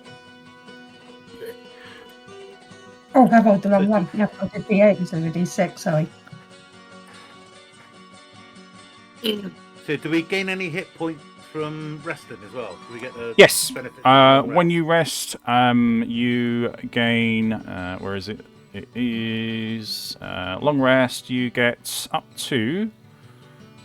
You lose a stack of exhaustion, which none of you are dealing with, so that's fine. You regain all your features that short and long rest restore. Yeah. You get a roll on your downtime activity, which we'll take care of later, and your where are we? You recover up to half of your maximum HP and MP. So whatever your Okay. so whatever your total is, you'll recover half, round up, because I'm generous. Yeah. And then we get the And on top of that, temporary on top of that. That's right. Okay. When I pressed the long rest button, it reset my hit dice, but didn't reset my mana dice. Do I need to reset my mana dice? You'll need to or- reset that one yourself, yeah. Because it's homebrew, so it won't recognise it. Oh, question. Mm-hmm. While we're here, I believe I discussed about having magic missile. Do I have that spell now or no? Yeah, you will do, yeah. Okay, because it's not on my sheet, so I didn't know. Yep. We can add that right now. Bab. I like the no missy spell. Oh yeah, for sure. So just leave that with me, and I'll add that to your sheet. Thank you. Compendium. So, whilst we are sitting in the tavern, I am going to be nosing across the surface of the table, looking at the interesting words that have been placed in front of me, and muttering the... Where the hell has it gone in my list? Do any of the rest of you use a bow? Short bow? Or is it just me? No, I do. So, I'm going to ask these wonderful items, reveal to me your secrets. There you go, Tavi. Right, so you all spend the night in the tavern after filling your bellies with a nice warm evening meal and having a few drinks whilst you sit around the table together. Each of you goes off to your respective rooms and wakes up nice and refreshed in the morning. Throughout the rest of the day that follows is when you will be taking care of any of your identifying and also any of your downtime activity that you want to take care of. So that's how you're going to spend that day, and then the following day, or I should say the night after, you will be able to head out in the morning, nice and refreshed and ready to go and tackle whatever it is with your new added HP. So in the meantime, we're going to go back to what Lyra said. Lyra, you are identifying what? Was it the cap that you wanted identifying? Circlet, yeah. Yeah. Okay. And the magical staff for and Levi. stuff. Wonderful. Okay.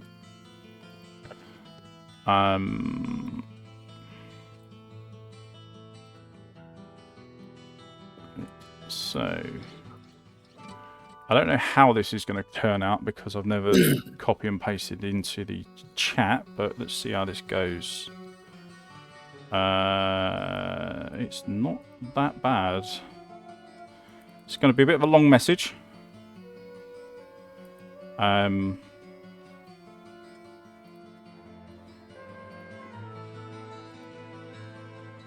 Oop. There's that, and requirement type and special and the size. Okay, let's see how that turns out. I split it up into several messages, but that's fine.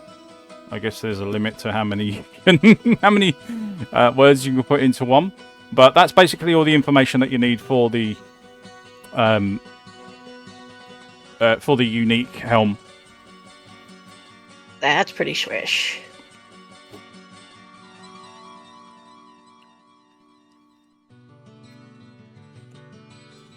Where are you putting the information? In the chat box.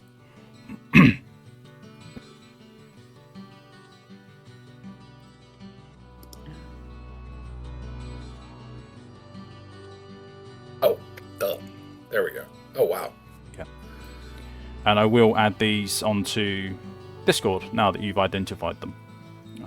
So I will get that sorted later on. So yes, that's the details as to what is known as the Harlequin Crest. And yeah, as as Ebrin said, it's basically like a golden circlet with coloured gems that have been inset at 3 different parts, like 2 on the sides and 1 right at the front. Kind of indicating in some ways a crown, but not an actual crown, like for a king or something. So there you go, that's your spoils of helping Ogden get his sign back. If you want to remove that off of your character list, please, the sign, Ebrin, as you no longer have it. You made your choices, everybody. This is what you wanted to do, and this is your reward. So I will also add that to the quest list as well, so that the quest log, so that you'll remember what's gone on and what you've got. Okay, so that is now complete.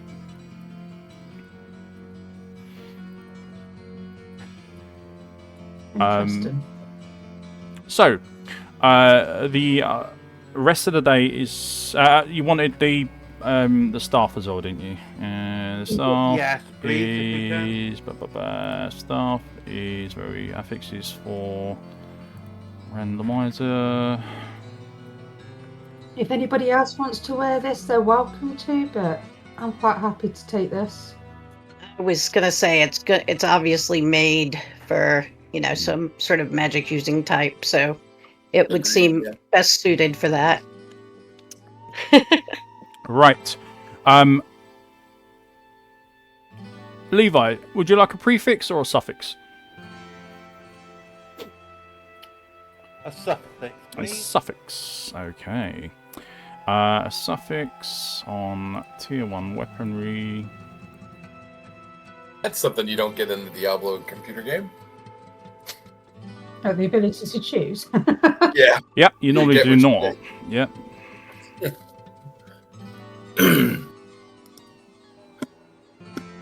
Okay. Great. Okay. The staff is a short staff of shock. Okie dokie.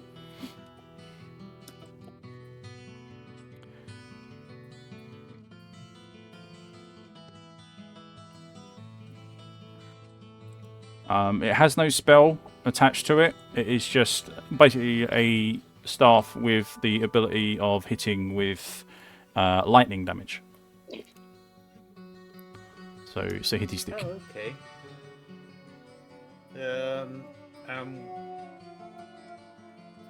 What's the modifier on that? Is that strength or would be dex? Strength.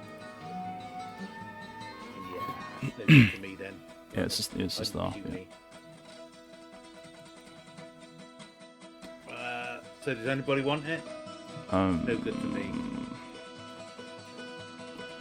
So if I've got The quarterstaffs I gotta use.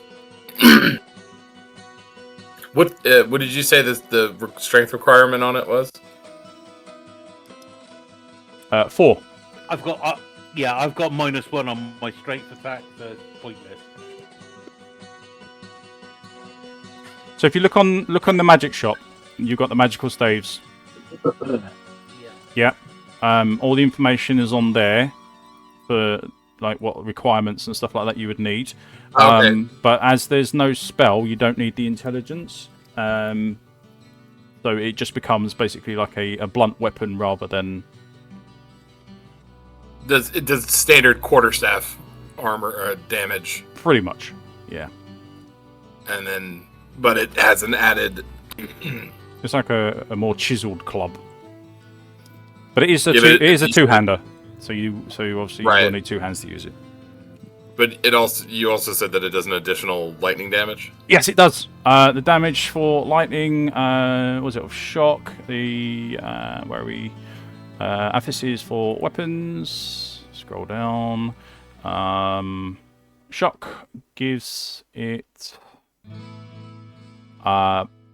plus 2, I think. Oh. Yeah. Off shock gives +2 lightning damage. So you would do that additionally to whatever blunt weapon damage that you would do. So it's a lightning club, pretty much. Yeah. I'm not sure that's worth using. Not using my shield. No, I don't think so.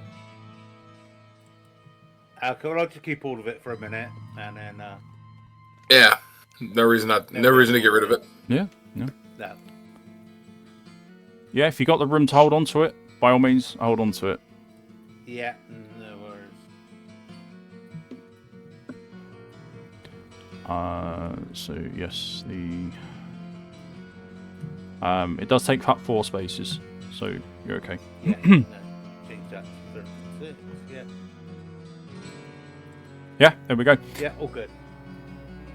Okay, so you all break off and spend time doing whatever it is that you wish to do during that next or the following day. Once again, you reconvene in the evening time, and you are all prepared and ready to be off. Now,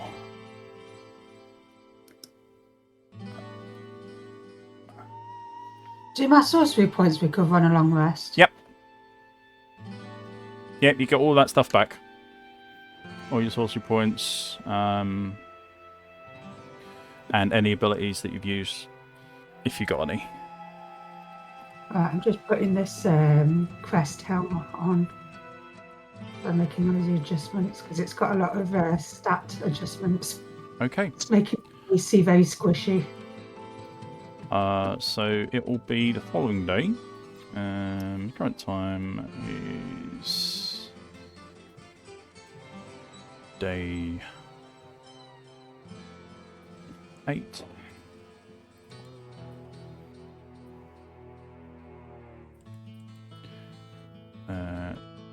Time. Okay, so roughly around 8 a.m. rolls around. You've all had a really nice break away from, like a good 24 hours away from dealing with the denizens of the cathedral, and you've spent some time tending to your armor, buying new or just repairing old, selling a lot of your gear, and also identifying some of the more important stuff that has been given to you as a reward for completing the tavern sign return. Much to your surprise, because obviously you weren't even aware that there was something going on. You might have had an inkling, but there was no definitive thing that was said by poor Ogden, who had his sign stolen. So that will tidy up that for now. So the time is around 8 a.m. Like I said, you've come down. You've come down from your rooms, and you're sat around the breakfast table that is all laid out for you. You can go sit down there. There's lots of different types of food on the tabletop. So you can take your pick as to whatever you want.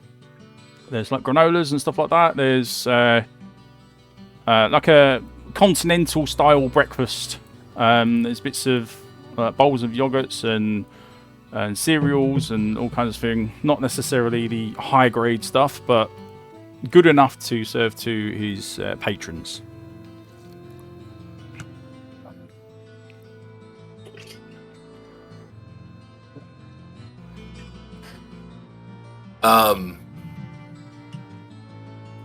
I'm gonna get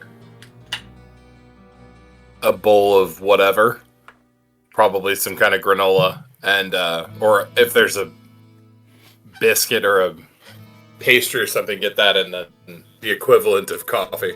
Yeah, there's pastries there. If that's available. There's pastries there. I'm going to say, yeah, that they do have coffee. I don't see why they wouldn't. They can find ways to do crazy things. I mean, we're talking the world of magic here, so, you know, coffee's not too far of a stretch, really. I mean, yummy bean juice. Only a couple of weeks away. I mean, yeah. It may not be the usual type of coffee that you used to. It might have something done to it that is in the process of making it, but yeah, it will definitely serve its purpose for you. I think Levi's going straight for a bacon and egg sandwich.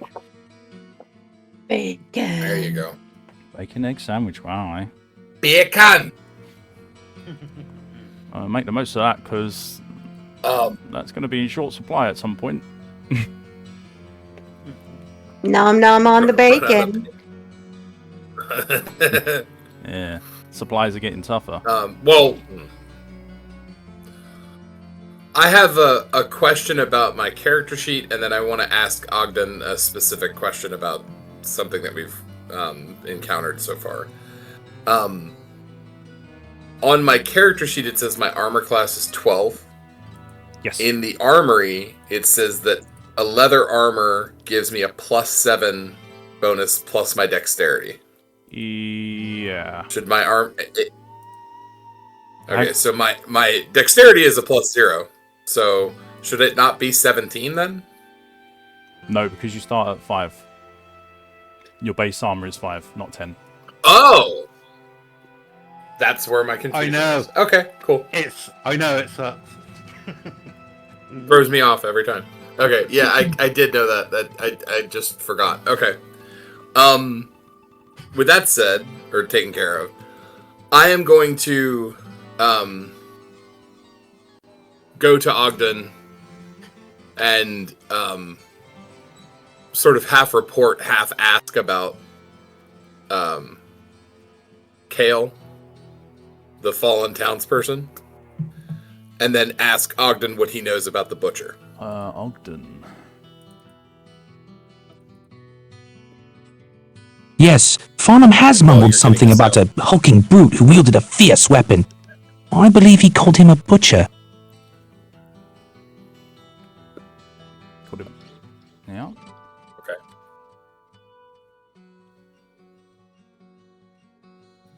In that case, I will go outside and seek out Farnham.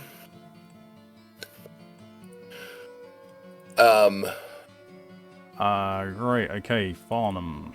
Yeah. So as you are making you're making your way over to Farnham, he catches you out the corner of your eye, and he can see that you're walking over to him, and eventually, when you're close enough, Can't a fellow drink in peace? you can see that he's been hitting the source quite early this morning, as most mornings for Farnham start the day with heavy drinking.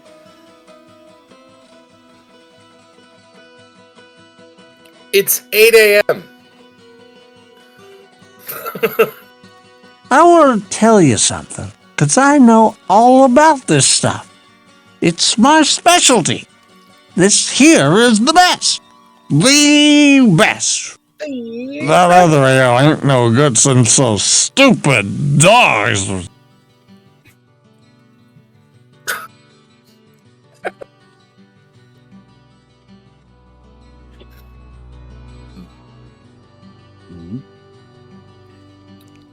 He's like, the dogs.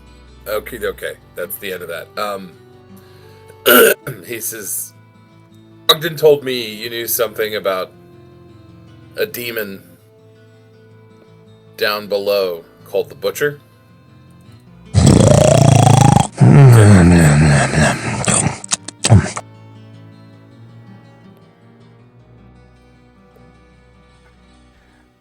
You notice that he's starting to drift off and fall asleep on you. What do you do? Is he avoiding the subject? I'm trying to figure out, Dan, are you avoiding the subject? No, no. Is this just something? No, I'm playing this out however you respond to what he does. Let me see how he's... He's already kind of annoyed because he's morning drinking. Oh yeah, no, he like bangs on the side of the house. Actually, On your shield? would he know Farnham? Was Farnham a drunk before he left? No. He wasn't. No, he was not. Okay, I rolled a nat 20 on that. So he says, and I think also, I believe there was a conversation with Ogden about Farnham as well, and that he basically told people that he wasn't what he used to be. He was quite a decent fella before something happened to him. A little encounter. So as you bang on the house... No, hold on. Sorry. I had to parse that because I wanted to make sure...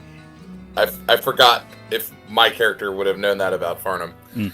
And he just kind of listens to him drift off, and he's remembering West March and all of that, and all the stuff he's been through, and realizes that he's probably got what the equivalent of what they would be as PTSD, and he just leaves him alone.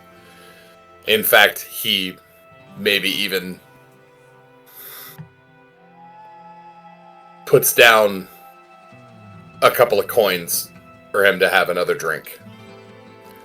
And then Ebrin walks over to Pepin. Okay. Interesting. And asks Pepin about Farnham first. Okay.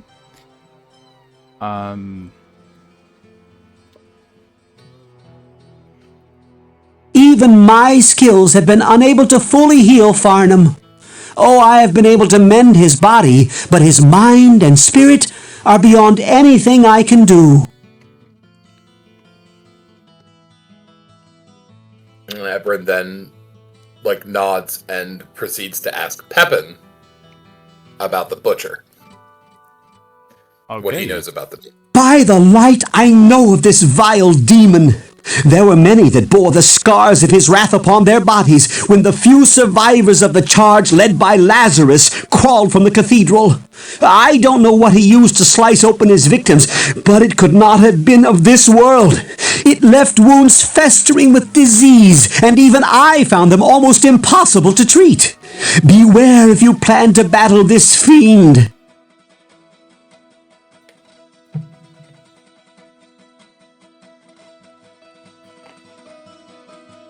All right.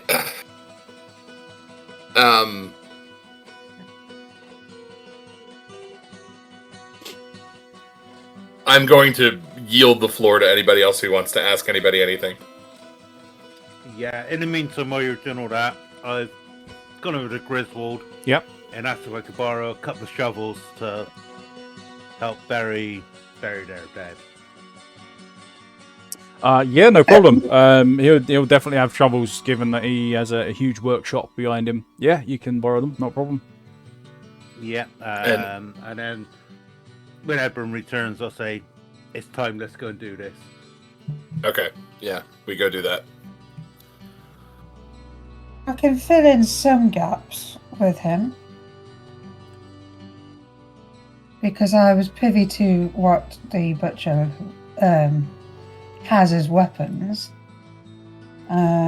He does have a very long, what I can only describe as a meat hook on a chain that he tosses around like a lasso and tries to capture you with it. And yeah, it can cause some pretty massive damage if he happens to hook you. I saw some of the remnants of his previous victims. And they're pretty sad. Oh, this is a good opportunity to mention this to the DM. Ebrin would have responded to Lyra that he's like, indeed, I spent the evening preparing a surprise for our friend the butcher, and holds up the bomb that he made. We spent the evening doing.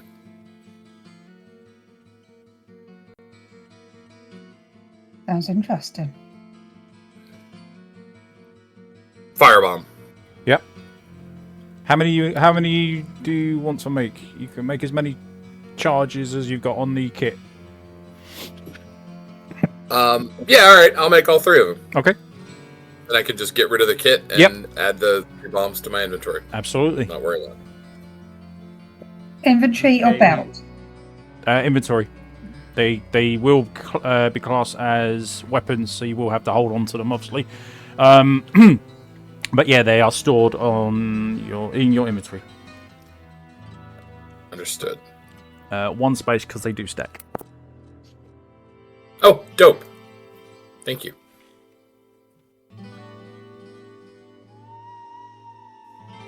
If you want to go and face the butcher, is that our plan now? I do have. That's my plan. I have a town portal if it does get a bit hairy and we need to get away quickly, as maybe we had to last time. Well, I have a town portal scroll, so if we do need to make a quick exit, we can skedaddle. Oh, excellent. We've 2 between us. Then, yeah, shall we go do this? Age before beauty. I'm right behind you. Myself and Ebrin have something to take care of first, and then we'll come and get you. Okay. And we'll head off and dig a grave in the graveyard. Yeah. Yeah. There's plenty of space to do a fresh grave. I'm not an expert on how long it's going to take for you to do this, so I'm going to say it's going to take you a good hour to get it done, even with the 2 of you. As far as I know, none of you are secret undertakers. So I think that's a fair assessment. So we'll say that it is about 10 after everything is all done. Yeah, about 10 a.m. on day. This is important. On day 8. So you've. Yeah, day 8. Okay. Okay. Kevin has made a mental note that the DM is keeping track of the days. Mm-hmm. Mm-hmm. Importantly. Well, the main thing for that is because the stock rotates in the shops, so you get replenished and stuff like that. So at the moment, you've got no potions to buy. In a few more days, you'll have X amount of potions to buy. So, but it does take time because of what's been going on in the world. There's very few caravans that do pass through with trade to do. So materials are hard to come by. Potions are a struggle to make, and so on. So not only are you dealing with the troubles under the ground, you're also dealing with the troubles over the ground. It's very limited stock everywhere. Okay, then, with great trepidation, shall we make our way to floor 2? Indeed. Alright then. So, if everyone is ready to depart back into the cathedral, you all gather in the center of the town, around the fountain. Divvy up any items that you wish to give to each other, and then just take one look around at all the hopeful faces, as they all wish for your safety, and that you return in the manner that you left. Waving goodbye, you can hear the faint sound of the hammer slamming the anvil from obviously Griswold's workshop. You can hear the faint sounds of some of the villagers talking to each other. And as you get closer towards the cathedral once more, that eerie red light that shone out from before greets you once more. You pass through the first, or through the upper floor, the main floor of the cathedral, where in theory all the worshipping should be done, and all the sermons, but is now just a mess. Quickly passing through to the next floor down, and wasting no time. You know the route back because it's fairly linear. At this point, you would have travelled this route quite a few times by now, so many of you would know it like the back of your hand, I would say. And you can also witness the horrific fights that have gone on, the scenes that you can see as you go through these floors, through the first floor.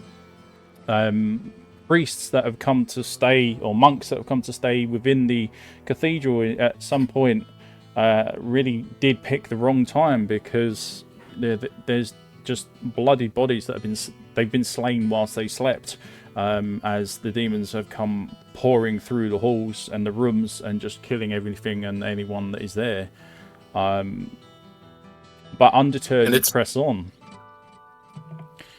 So... And it's fairly obvious that they're coming from below. Oh, absolutely. Yeah. But this is from a time much earlier. Like we could be talking like weeks, possibly even months before. So these bodies are barely recognisable at this point. They've just been left there. Although saying that, it's fairly cold underground, so that might preserve the body a little bit better. But in general, yeah, you'll see that the just sheer slaughter of everything that's happened, and not just the priests. You've also got the adventurers and also the townfolk that Ebrin, you might recognise a few of these faces, as you would have grown up at some point with them after being taken in. There's lots of familiar faces that are just laying lifeless now.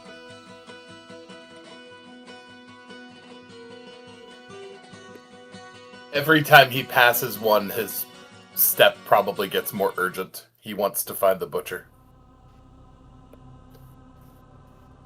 Okay, let's get rid of that, get rid of that, get rid of that, get rid of that. Very well.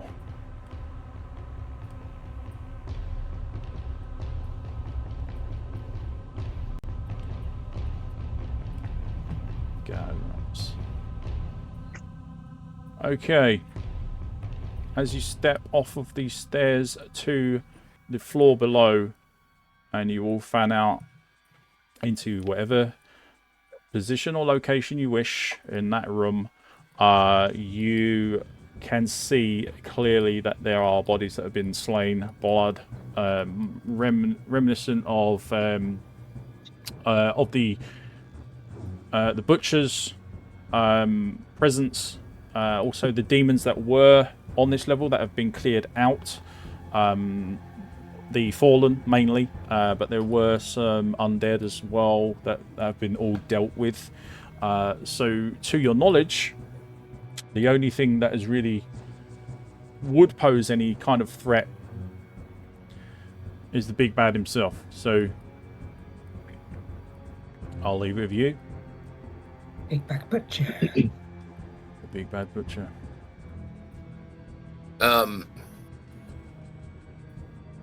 Lyra, do you want to lead the way? Or tell us where to go, shall I say? Follow the blood trail. Lyra, make a wisdom save, please. Oh. Wisdom save. I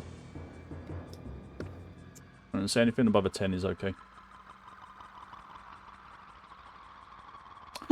No, you do not want to lead the way. A foreboding feeling is definitely gripping you at the moment, and you do not want to go to the front of the party.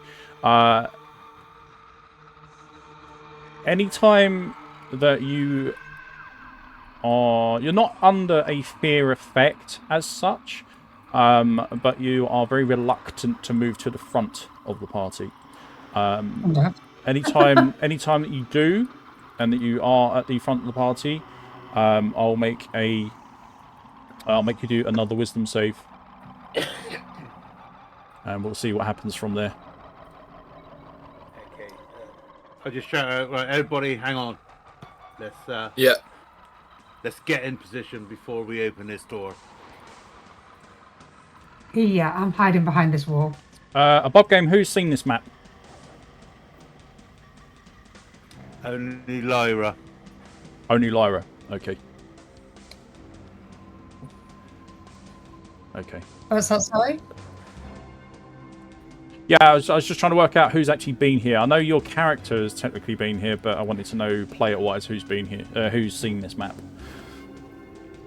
Only me. So I think it's Sonny Nick. Yeah. Yeah. Okay, that's fine.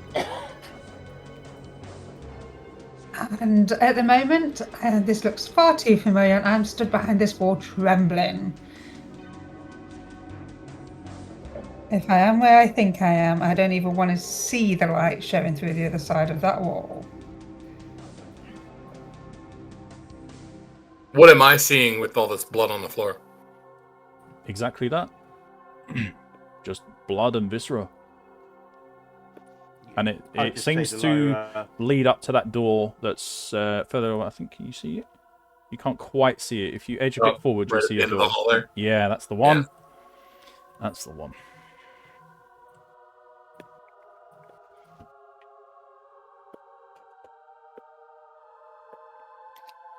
Ebrin pauses and turns to Levi, and he says, "Do you know how to set a snare?" I do not. But I can open a door. I can open that door from a distance. Oh, yes, you can. Okay. If we all get in position, I'll open the door. We can all hold actions Yeah. for when I imagine he would come trundling out.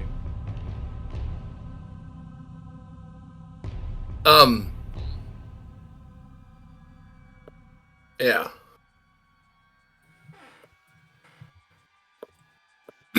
Dan, do you use weapon options? How do you mean? There's a rule in 5th edition. It's called weapon options. Right. It allows you to use basically different. Instead of doing hit point damage, you can take specific actions that have specific results. What, you mean like subdue instead of actual try to kill?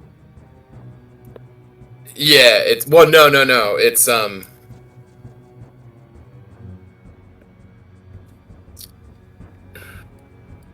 different weapons have different capabilities with it.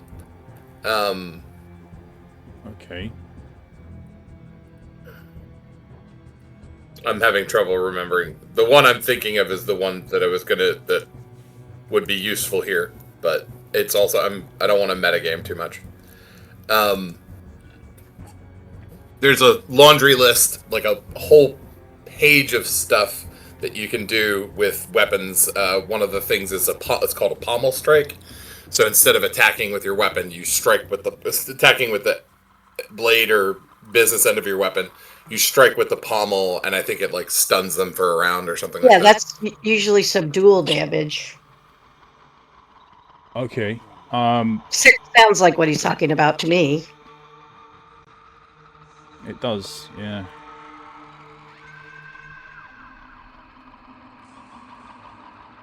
I haven't used it. I'm not against it if you can find ways to do it. Yeah, I'm all for it. If you can be creative with how you fight, you don't have to just go for the typical. You know, I've got a sword, so therefore I'm going to slash with it. You can use it like a sideways or something, and try and use it like a blunt weapon if you wish. But you'd still roll it the same way, but it would just be used in a different way. Yeah. Well. Yeah, but if you can think of something that you want to do, give it a go. Give it a try. Okay. Okay, I'm gonna. How far away is that door?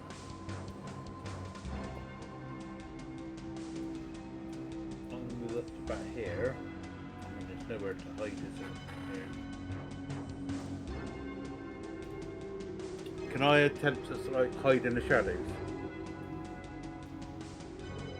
Or would that not be hidden from that door when he comes out? Depends where you want to hide. I'm trying to think. I need to be within 30 feet. Yeah. So... Well, also don't forget that the monsters, some of them can see further in the dark than what you can. So just bear that in mind. Not all of them are going to be. You're not going to be hidden from all of them just because. Do you know what I mean? Yeah, I know. Yeah, I can't do what I want to do. I can't do from where I want to be. So. But if you break line of sight, you can easily just do that. Yeah, but I can't do my mage hand to open the door from behind the wall.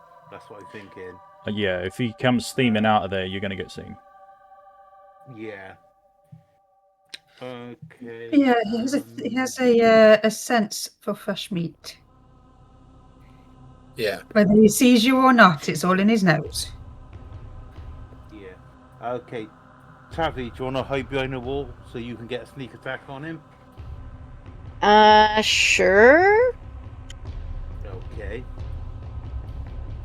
I have mage hand as well, if it helps. Yeah, I think you might need to be a bit further back than me. I don't know what wall I can hide behind where I can still see is the only thing. If you have a recommendation. Yeah, that one where you are, you can hide behind that and then just pop out and shoot him. Okay. In stealth mode, yeah. So if you're all stealth. Let's see.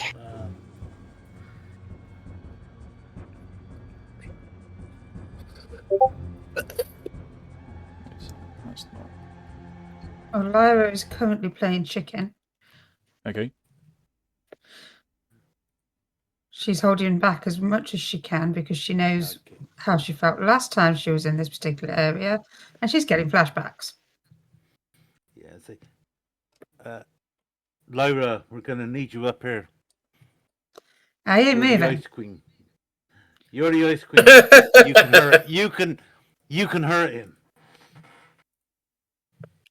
Wait, is he not vulnerable to fire?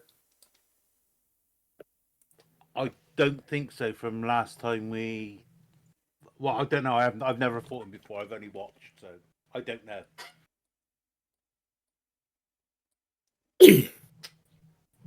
Well, yeah, Lyra is physically shaken. Okay, I'm gonna cast Mage Hand. Right. And just have him sit on my shoulder for a minute.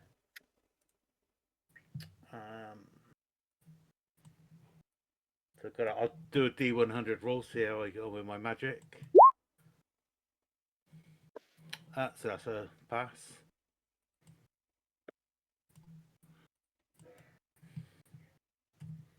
Yeah, just about. Yep. Yeah, just about. That takes me back at the 16. Okay, and I just, if we're all ready, I'll. If everybody's happy. I'm going to. Hold on a second. Yeah. Okay. After that exchange, Ebrin's going to walk back here to where Lyra is, and straight up ask her, "Do you remember if he is immune to fire?" I don't remember. I don't remember. I'm sat here shivering, thinking, I don't remember.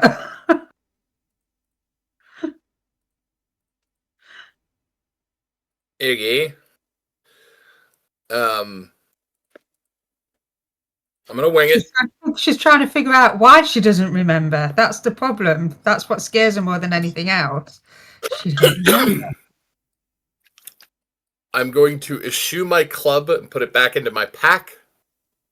Keep my moonblade at my hip and arm myself with the firebomb. Okay. And whenever that is all done, I'll nod to Levi and point at the door. Yeah, Levi's got his bow ready. So, yeah, I'm just going to attempt to open the door with Mage Hand. Okay. Levi, you do have control, or you should have control of your mage hand that is floating next to you. Oh, I do. Okay. I can't see. I've got too many. No. Right. Okay. So it's gonna. It's 30 feet. And just open that door. Very well. And wait. We'll just wait now. And so I'm going to hold my action. As soon as anything comes through that door, I'm going to fire my bow at it. Yep, gotcha. Okay. Let's see.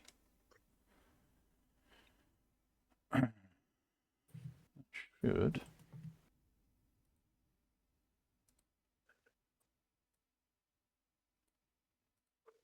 Okay. Oh, hang on. That's why. I don't want that. That's what I want.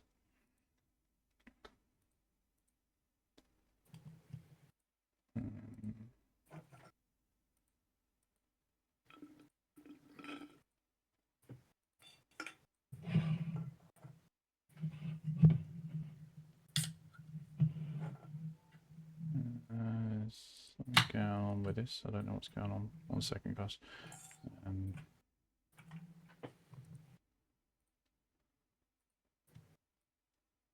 Stay open. There we go. Right. Okay. Okay, so you command your mage hand to open the door. The moment that the door swings wide open, you all collectively hear a booming voice. Fresh meat.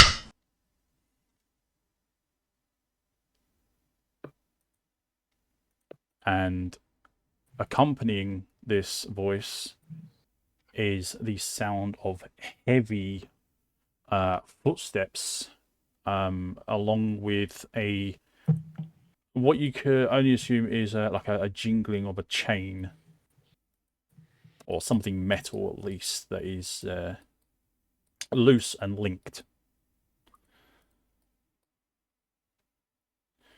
So, if everyone would like to roll their initiatives, please. I'm happy with that.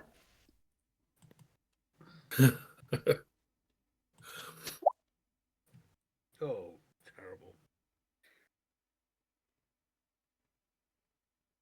Come on, baby. There we go. And I think a little bit of a music change.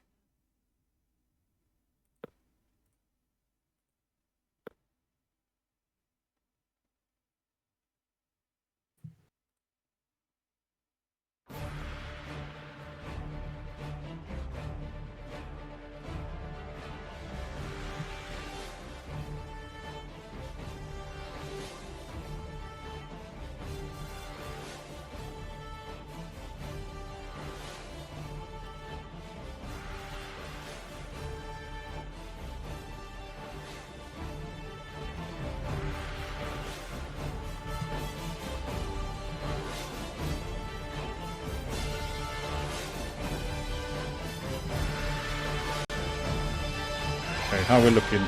I've got 2 Ebrins on here. 19, so I'll get rid of 14. Yeah, the 14 was Can we what I keep had the both first of time. them? Right, yeah, no. Tavi's got 22, that's fine. And everywhere all at once.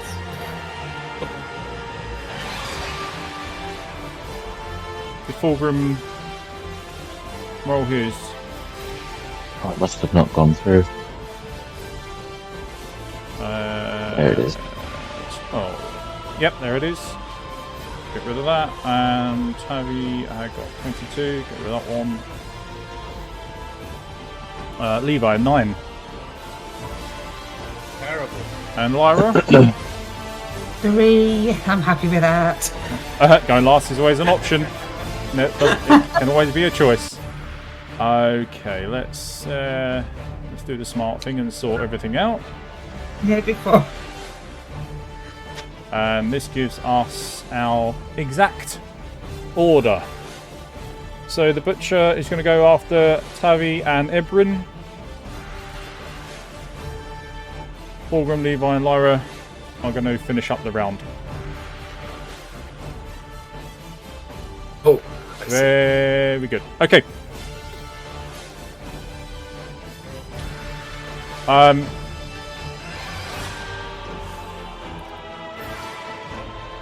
Okay, as you are quicker, off the mark, you can take your turn now. Tavi, we'll start with you. Right, I'm gonna step out and take my shot. Sneaky, sneaky. At what? I have to step out until I can see. Yeah, He's not there. he's not there at the moment. I was gonna Ah! say. What? Oh, Can well. Can I? You know what? As I- he's not there. Oh, wait, go ahead. Well, can you actually I see was that gonna he's say, not there? Ebrin probably says something like, hold until you see him. Okay, so I gotta stay until he says that he's there, because I can't see him from around the corner. So I'll be like, It's called suspending your action. Yeah, you yeah, can. exactly. I'm holding my action. Or you can go together if you wanted. But yeah, Can we go on. delay turns? a bit? You delay turns. Yeah, rather than just Yeah, if you want to go. somebody else. Yeah, if you want to go after someone else, you can. Yeah, till after he appears.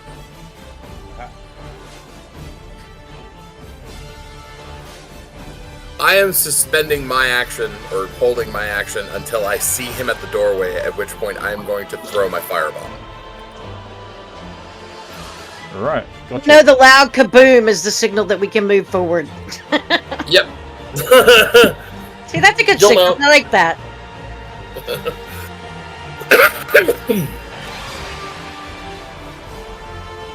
Okay. So Holding my you're holding your turn. Yep. That's fine. Ebrin.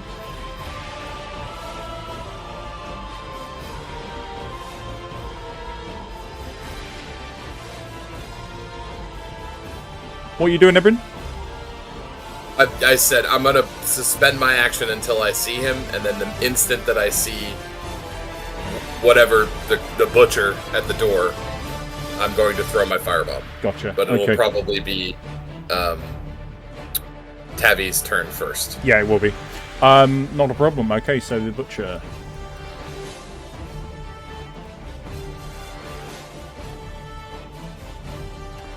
I need his character sheet up. Okay. Quick question. Yeah. If he does come through the door, I held my action once I open the door to shoot whatever comes through that door. Would I get that first? No, Or have to wait no, for because my you go turn? after him. Alright.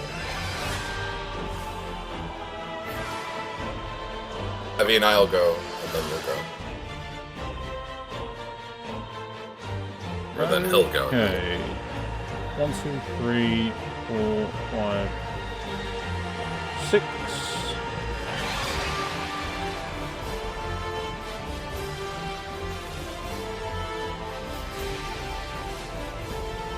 Bear with me.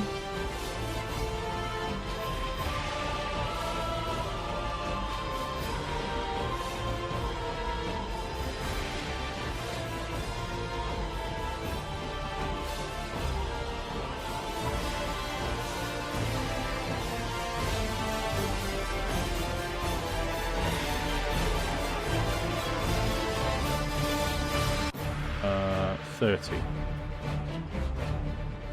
Yes.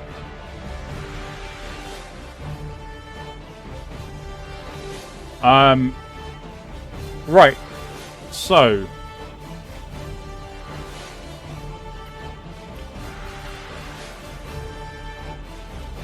Now, as you two are holding your actions, are you able to actually see him at this point? I can see him. I'm waiting for a loud noise. Tavi, you're going to be a little bit, well, quite a lot out of range. You're not going to have the sight on him. So from where you are, you're not going to be able to shoot at him until he comes into view.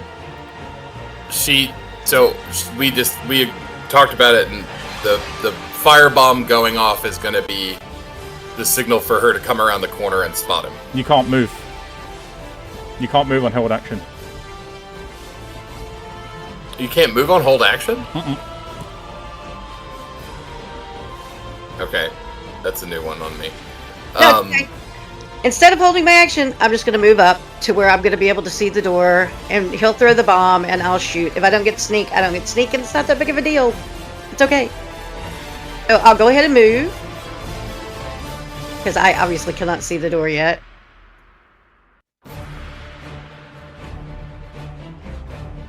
Okay, I believe I can see the door now. I see the hand and then the door.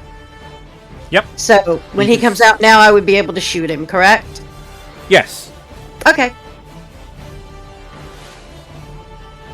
So obviously I have to wait at this point. Okay. That's it for me. So what I'm saying is, are you actually able to see him? From where you are, no.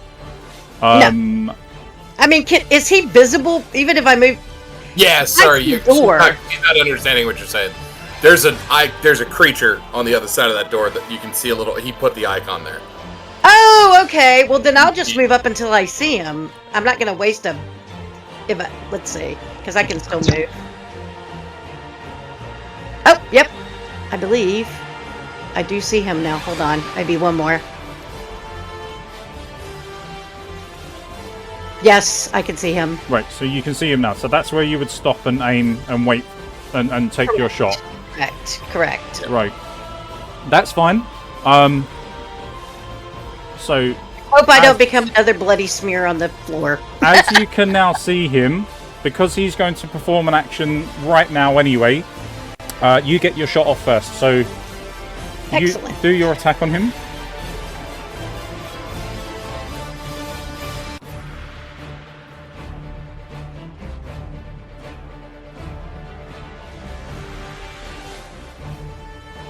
Holy crap.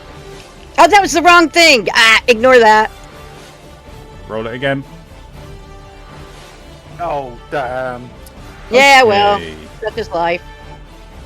23. Oh, wait a minute. That's still good. That's still a great hit. That's still great. Yeah, that's still good. It's not a 25, but it's a 23.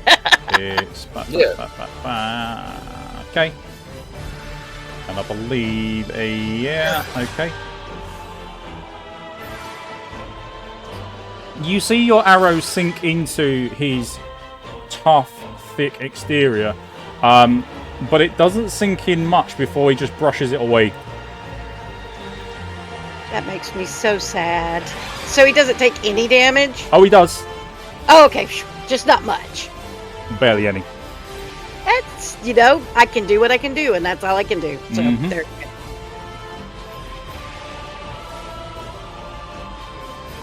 Okay. Levi, I believe you were holding one of your actions as well. Yeah, I was just gonna... Sorry, not Levi. Ebrin. Yeah. I throw the firebomb. Go for it. I'm not exact. Just do a 20 roll. Are you within range? What's your throw range?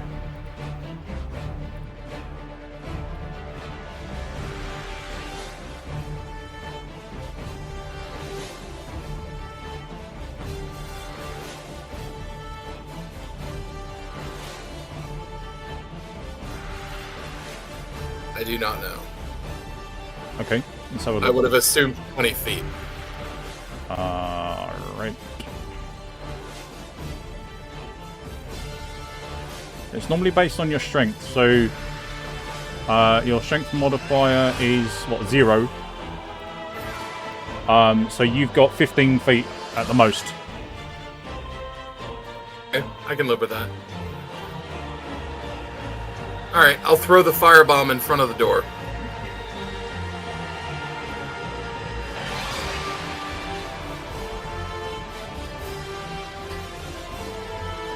So where the mage hand is? Yes. Yep. Great stuff. What's the damage? It'll be 2d6. Mm-hmm.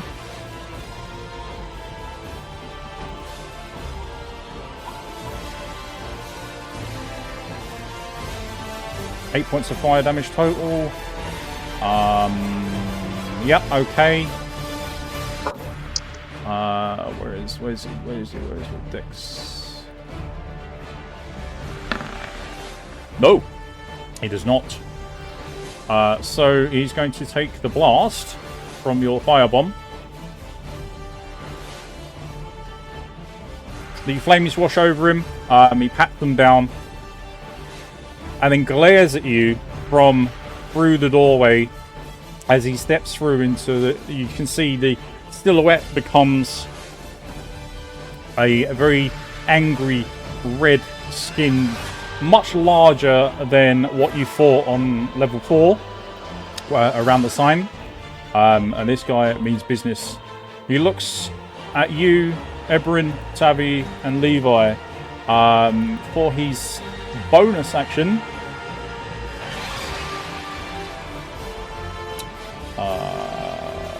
Where is it? There it is. He's going to swing his meat hook, which is attached to a chain, and he's going to try and grapple one of you. I think it's going to be... I'll tell you what, let's leave it up to random. I was going to say, does he have line of sight on the other two of them, or can he only see me if he's on the other side of that door? He's in the doorway at the moment. He can see all three of you. Okay. So that's Can I make an intimidate check to try to get him to go after me?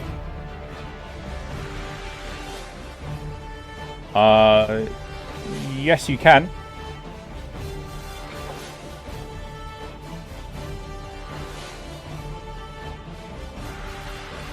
Yeah, I'll let you do it as part of your held action. Wow, what a roll. He just straight up, like... Yeah, you scream as loud as you possibly can, bring in as much breath into your lungs, and you aim it directly towards him. He's not phased at all.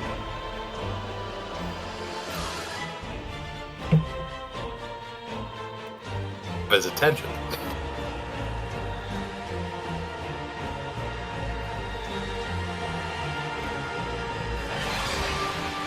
Yeah, so yeah, right, let's do the attack. That's going to be on. Who was the person that actually hit him? You. We both hit him. Hasn't. So it's a 50-50. Yeah, I'll drop Levi out of this. 1 to 10 is going to be. I'll say you, Ebrin. The rest is going to be Tavi.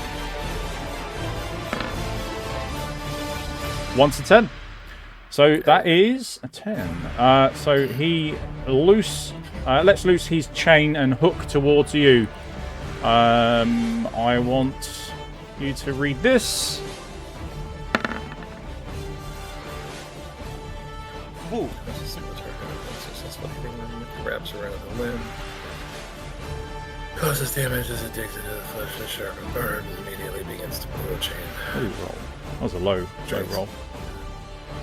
I was gonna say, he's got to hit me first, right? Yeah, he attacks you for 8. But I don't think it's going to hit you. I think it's going to land next to you, and he's going to reel it back. So that's going to fail. For his main action, he's just going to stay where he is, I think. What can he do?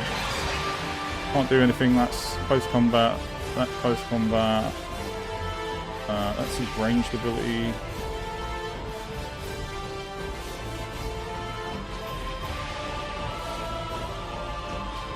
How long does that firebomb last? It's just an instant damage. It's not a lingering thing. It's not like a. No. It's just instant damage, Okay. like a grenade.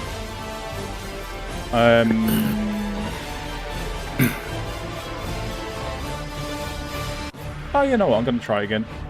I can use his action because I don't need to move. I'm just okay where I am.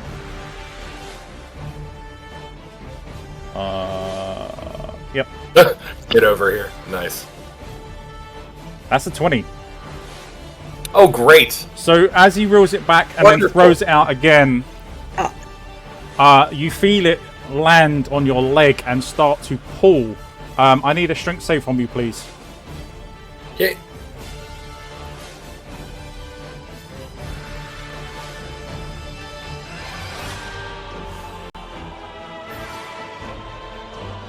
Unlucky. You are instantly dragged. 5, 10, 15. Unless my calculations are off.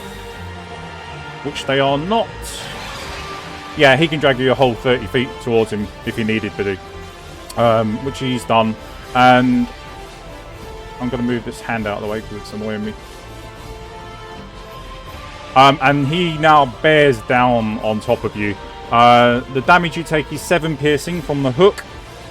We also need to roll a D100, see if you are bleeding. Yes, you are bleeding.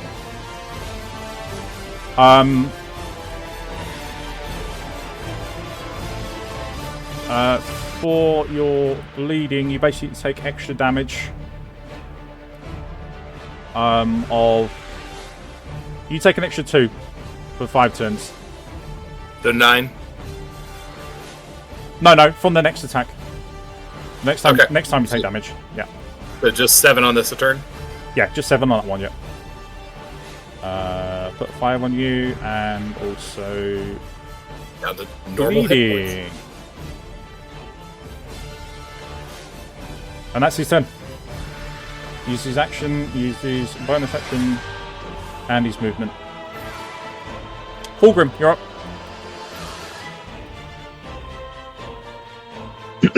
Okay, I'm going to use 2 sorcery points to use quickened. So I'm going to use magic missile as a bonus action. Okay, yeah. All 3, obviously. Mm-hmm. Let's see, what's that again? 1d4 plus 1, it'll be 2nd level. So an extra dart, so 4 darts.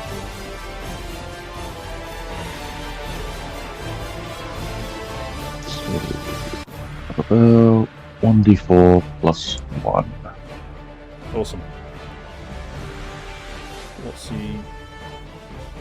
1d4 plus 1. Oh. Oh, unlucky. So that's going to be 2 points per dart, so what's that, 8 total? Yeah. Yep. Okay. And then I need a D20 roll from you, please. Oh god, right. Yep, you're okay. And then for my main action, I'll do...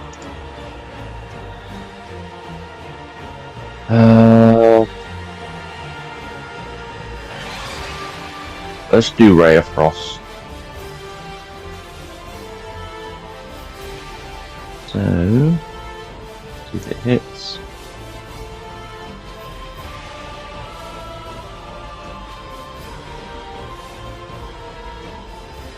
You're gonna need to step a little closer, my dude, because otherwise you're not gonna be able to actually see him. You need to actually be able to see him.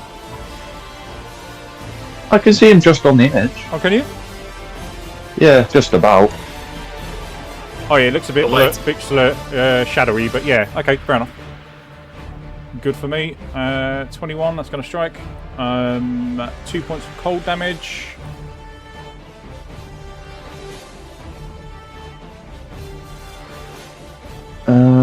And that will be it, I think. I think I'm going to stay where I am. Right, okay. So you watch as your spell, your Ray of Frost, it connects with him in such a way that it knocks him kind of back, like staggers him slightly. As it hits him square in the chest, it goes above Ebrin and hits him in the upper torso. I was gonna say, am I like on the floor being dragged, or did he just pull me closer to it? Oh, you just got dragged. You're not prone or anything like that. Okay.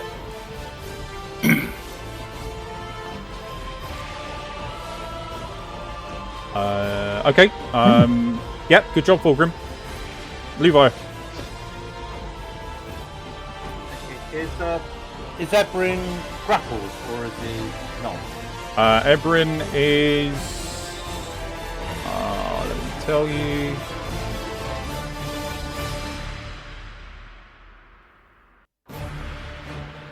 he's not. No. Okay.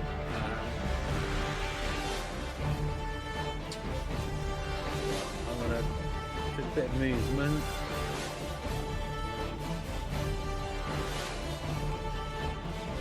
Just try and speak into your mic a bit more, Levi, because you're sounding very quiet. I was counting in my head. Okay. Okay, so I'm there. I'm gonna do a Ray of Frost.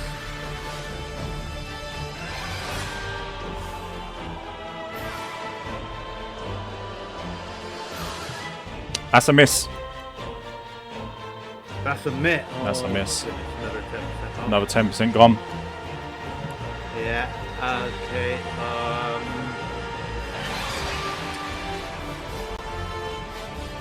Then I'll take the rest of my movement. Just my 40 feet. And then I'm going to bonus action. Just bash around this corner.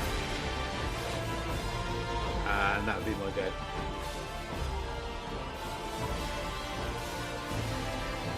Very well. Lyra. Last but not least.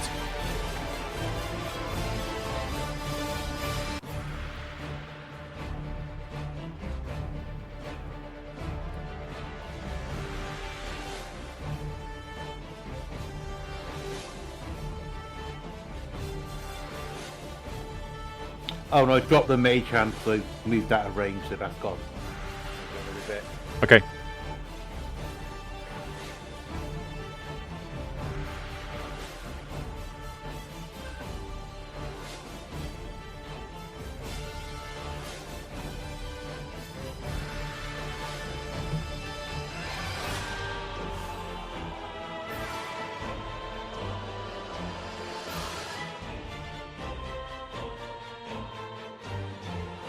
Lyra, I think you might be muted.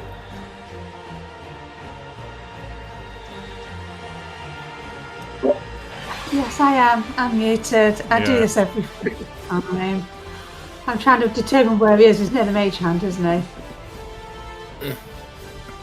Is that? No. He's right on the other side of me, on the other side of the door. That mage hand isn't actually there. I think it's been dismissed, if I remember rightly. I think Levi said it. Yep. Yep. But he's here, isn't he? He is there. He's in the doorway, blocking the entrance to this bloody room. I would have Reeling one of our teammates in with a chain. Yeah, and I'm having nightmares already. Okay, I'm going to try something we've not tried on him before. I'm going to try lightning. Okay. Excellent idea. Because we've tried all manner of stuff on him before. 14 to hit? 14 hits. What's the damage? 7 points. Yes. Very good. 7 points of damage. 7 damage, and I've given myself enough movement to go back behind the damn wall. What other stuff does it have? Whatever. 25% chance to inflict a stack of shocked. So roll a d100 for me, There we please. Ooh. 25 or less, he's got a stack of shock on him. Unlucky. Thank you. Yeah. Unlucky. I've given myself enough movement to go back behind the wall because I don't trust myself not to get hooked. Yeah, fair enough. But that's me done. I think that was a reasonable amount of damage. Hey. That's you done. We move on to turn That's 2. great. Tavi, we're back with you. Indeed, indeed. I am just going to move over a smidgen. I can obviously still see him. I'm going to shoot again. Yep, go ahead. Give me 1 sec here.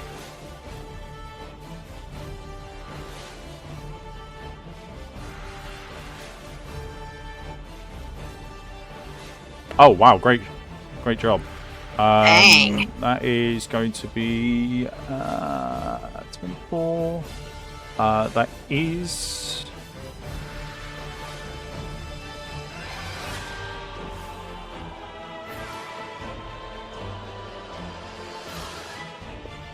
Oh, that's right. Yeah, you'll get your sneak now because of Ebrin. Oh, excellent. I don't know how to... Yeah, I'll take it.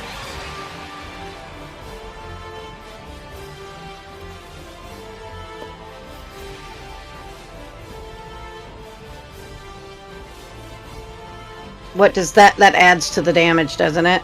Yeah, you get to add your sneak damage, which you've done. Oh, okay. So you do No 11. problem. Woot! I feel better this time. Still not a lot, but you know, it's better. Every little bit counts. Every little bit helps. Just call me Tesco's. Let's say 11.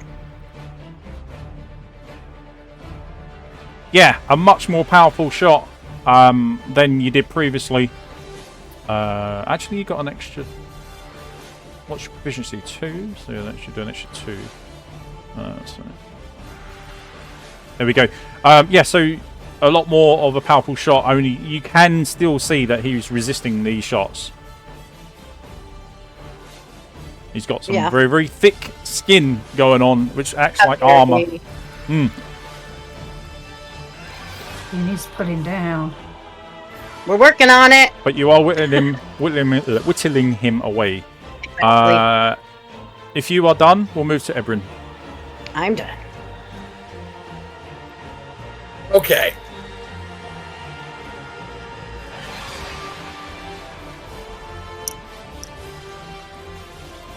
Okay. I am going to draw my short sword with my move or a free action, whichever it is, and then I am going to attempt to disarm him. Right. So to do that, I make an attack roll as normal with my martial weapon. If I hit him, if it hits, I don't do any damage to him whatsoever.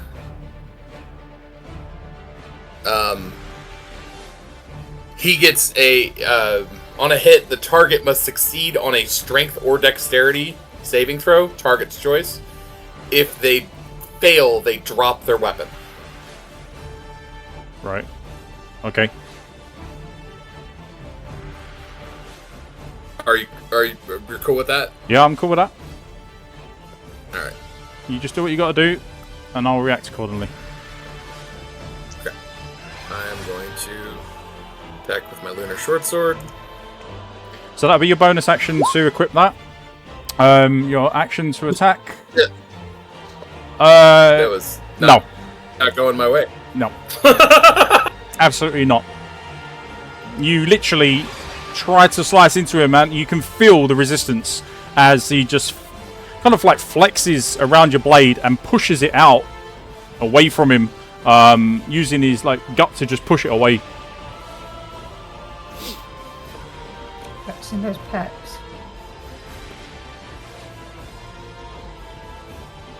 Okay, that's my turn. All right. The butcher is going to.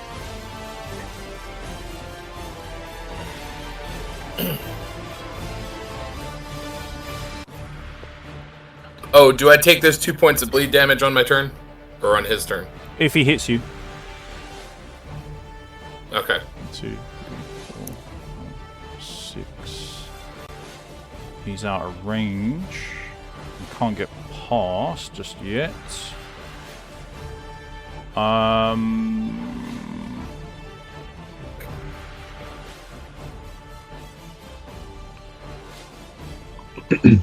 Okay. I'm going to do a athletics check.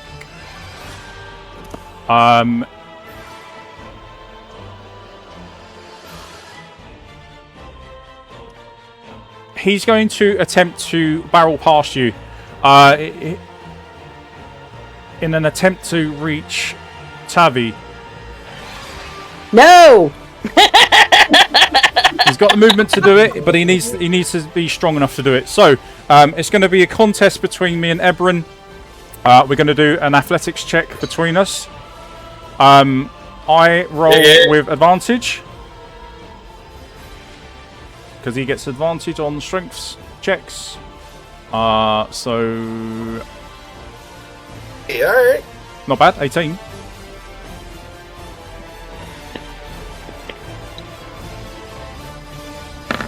So he goes. That's a 20. Oh, that'll do it. It was a great try, but you feel him just slam into you and move you to the side. He's going to move past. Do I get an attack of opportunity? Not on this, because it's part of his actual ability. Okay. So when he knocks you back, he kind of partially stuns you. It does no damage to you, but it just knocks you out of the way. So 5, 10, okay. 15, 20, 25, 30. Damn it! I don't like that at all. Yeah, there's the stuff that nightmares are made of.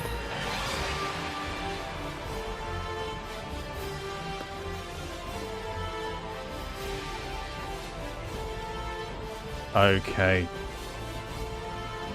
Now, how do I do this? He's got attack action and a bonus action. Is she going to take 2 swings as per normal against you, Tavi? That's a 27 to hit you. Oh, yeah. That's 10 above. Sorry, I was on mute. Was he not hit with a ray of frost? Has he not got 10 feet left movement? No. I thought Fulgrim hit him. He did. But he's still not affected by the slow. Okay. Okay. So you are learning. Right, Tavi. As a result of that hit, you are going to suffer 14 points of slashing damage. As he rakes across your body with a like a serrated axe made out of bone and metal. You feel the force of the hit. I need you to make a D100 roll if you are wearing boots. If you are wearing boots, you get a chance to defend against the knockback. I'm wearing boots. Okay, so you can roll that to see if you can avoid it. No, you definitely do not. So you are knocked back. Not that really matters because he's going to move up again and strike again. Oh yeah, he's probably just gonna kill me at this point. A 23 to hit. Oh yeah, 100%.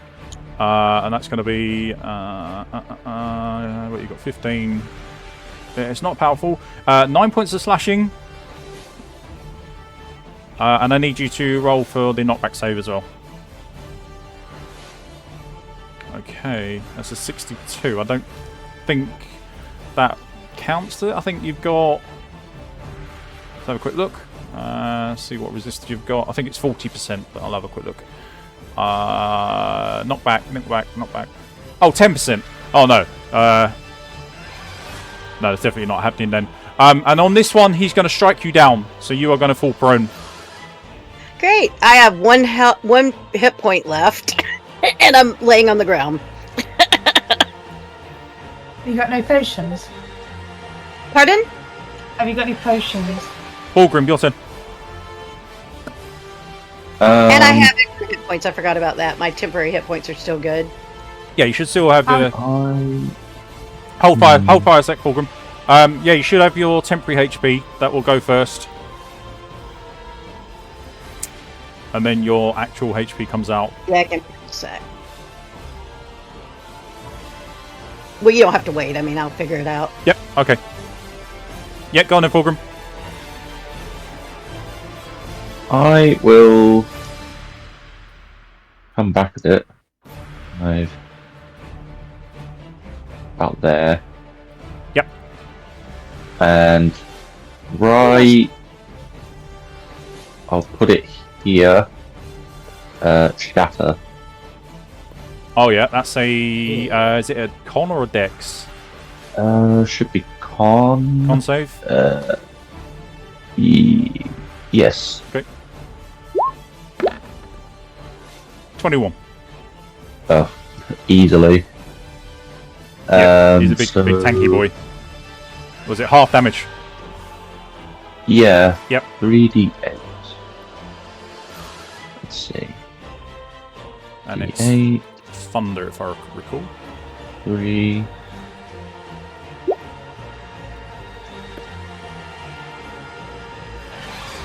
Okay. And my thingy. Oh, yeah. So let's get the table. Okay. Yeah, that's a leveled spell, isn't it? So, you would have needed... I think a 5 fails it, yeah. 7. You needed 7 or less. And that fails. So, yeah, rolling your 5. We are going to check. So, if you do me the honours of rolling a D100 for me, please. He's 65.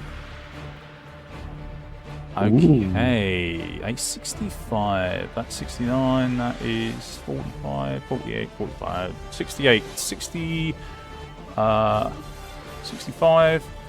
Right, so on a 65, that's interesting. You cast Cool Lightning, but it lasts 3 rounds instead of the usual 10 minutes.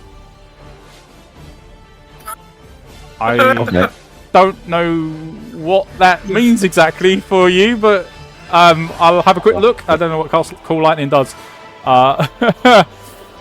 So you got 3 rounds of Cool Lightning going on.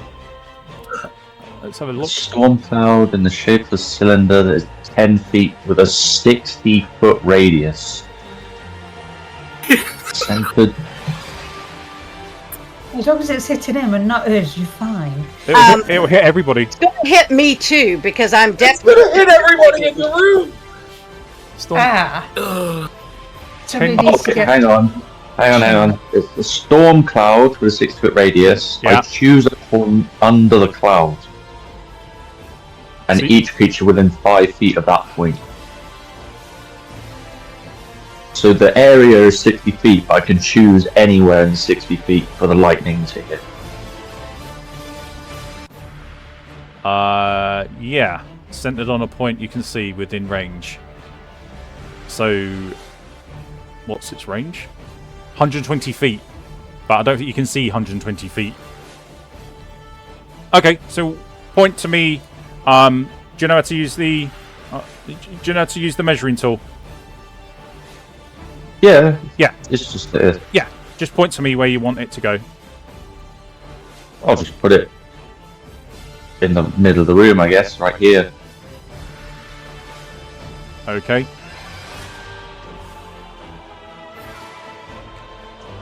Okay, for example, here in the room, blah, blah, blah, yeah. Well, it just says the spell fails. Each so creature within it's 5 nothing. feet of that point must make a dexterity saving throw.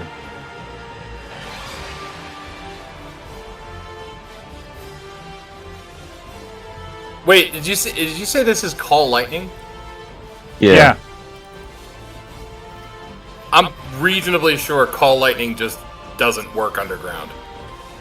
Yeah, it says if you're in a room that can't accommodate the cloud. I guess it depends on how big the room is.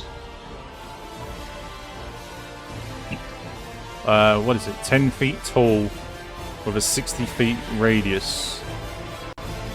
No then. You can't. You can't actually call it. So it just fizzles out straight away. Because it needs a 10 foot tall by 60 foot wide. And that is not going to be 60 feet space. Enough space for you to cast that there. So I'm guessing that we're just going to skip on that one. Because the spell comes down, but it will just fizzle out straight away because it says it doesn't work if the can't see if the storm cloud, for example, can't accommodate the cloud. Yeah, so the space that you are casting in can't accommodate a 60-foot radius cloud. So that's going to be a no-go. So you might have dodged a bullet on that one. We will see. Or an arrow. No, that would have been quite good actually.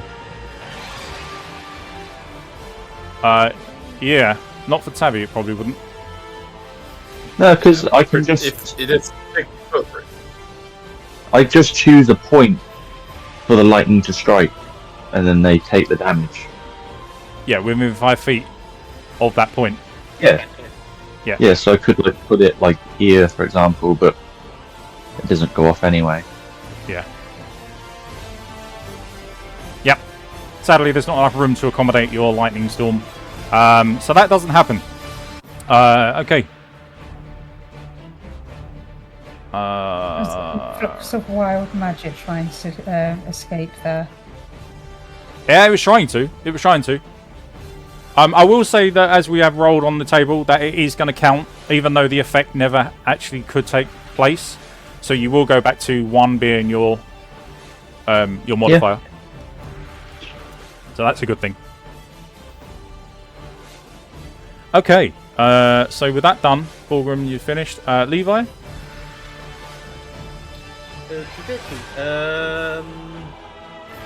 So is the butcher engaged with Tavi at the moment? Do I get advantage? Well, I don't think Engaged? she wants to No, no, not any longer because she's knocked onto the floor. No, I don't think she wants to marry him. No, definitely not. Okay, then I am going to try and cast Dramatic Word at him. Yep, gotcha.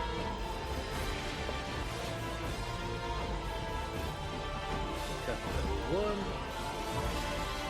Missed again. That misses, and that's a fail. Yeah.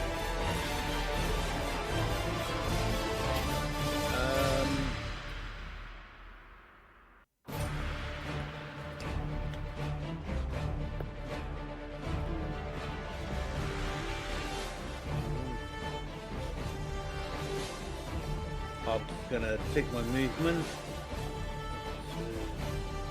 15.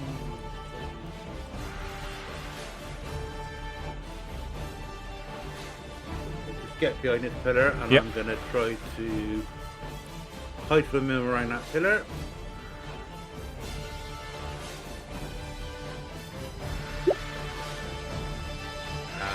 And that will be my turn. Righto. Lara, you're up.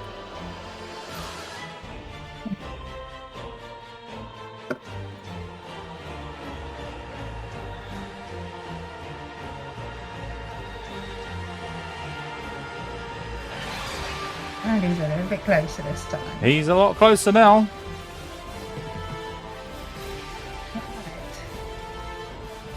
Where'd Fulgrim go? You are potentially the person who's the closest to him at the moment, who's in sight. I need you to make a wisdom save for me, please.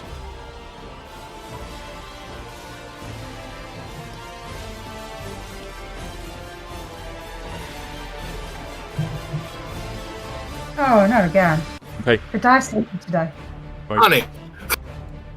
You are going to be suffering from fear of this creature. Oh, okay. So, So you cannot approach. And I believe the effects of fear affect your rolling as well if you attack it. I'll be at disadvantage, yeah? Just let me double check.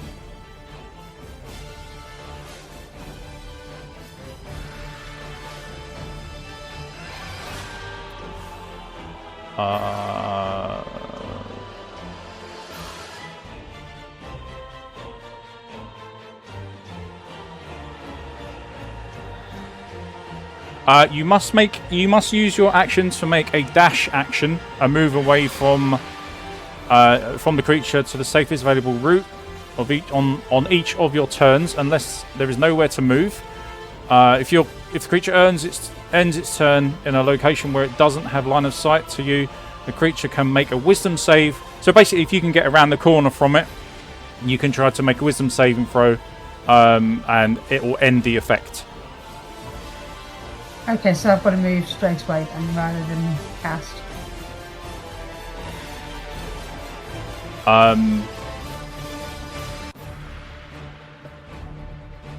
As a additional effect to the fear that is now gripping you, any attack that you do make against it, the first attack that you make will be done at disadvantage. Right, okay, so... I'm going to do Rare Frost at disadvantage, which is going to miss anyway at that. Not bad, but yeah, sadly, disadvantage, the fear gripping you makes it very difficult for you to do that. So you now need to turn and run. Yeah, I'm back to where I was.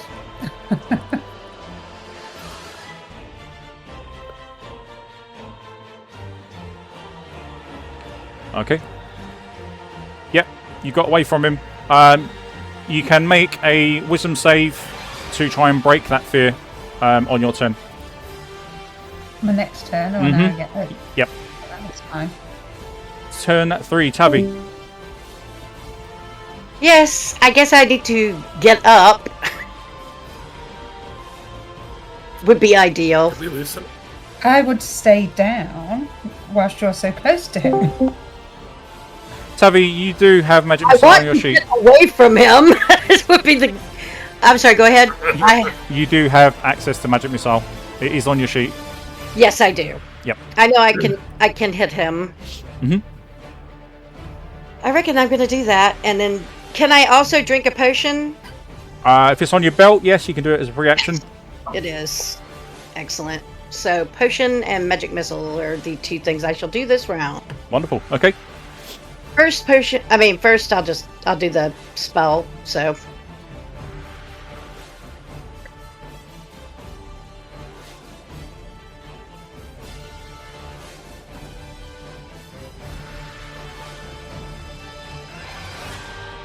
Don't worry about the piercing, it's fine. Yeah. 2 force. Oh, that's a low roll. Never mind. So 2. What level are you doing it at? Is it first level? Yeah, it's a first level spell. Yep. So it's 3 darts or 4 darts? I think it's only 3 at 3. first. Okay, so 3 minus 2 is 6. So yeah, you reach up towards this big creature that stood near you, and you just blast him. Fatty! I'm gonna be like the mouse flipping off the eagle. Yeah. And you just watch 3 of these darts just sink into his gut. Not bad. Not bad. And now for the potion. Yep. Potion up.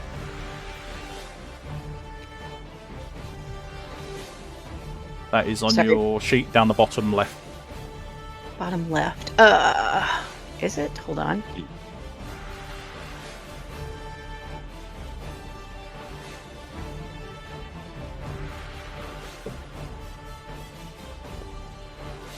Trying to see it, but I don't. I may be blind. right down the bottom left. Under global skill modifier. Just to the left of... Oh, there we go. Yeah. Hold on. There we go. Hey! A max and a min roll in the same roll. That's why it's gone There blue. you go. Wonderful. Okay, so 6 hit points are coming back to you. A little better. Okay. Now don't forget you are a rogue. Yes. So you do have the option of using your bonus action to try to get away. You can disengage. Yes. Standing will only take half of your movement. Okay. So you could potentially disengage with, with that action and get away from him. That's not to say that you're going to remain that way, but... Yeah, I know. He could just step right up and follow me. That's, you know, highly likely. But at least you'll be on your feet and you won't be on the floor. So I think I would like to do that as well. Give me a moment here. Very well. Well, yeah, so that's what I'll do then. Okay. So, let's put you on your feet. And what's the movement that I get? Sorry. You'll be able to move 3 spaces, basically, away from where you are now. 1, So 3 tiles. 2, 3. I'll add my hit points on while you do what you're gonna do to me. Nothing. That's a disengage. So... Okay. I mean, for next round, whatever you're doing that. Yeah. Okay. So you disengage and get the hell out of there. Ebrin. Yeah. In your bleeding state, what do you want to do? I'm gonna move 5, 10, 15, 20, 25. Well, 5, 10, 15, 20, 25, 30. And then cast Witch Bolt at him because I can't get close enough to hit him with my sword. Mm-hmm. Witch Bolt worked last time. Let's see if it works this time.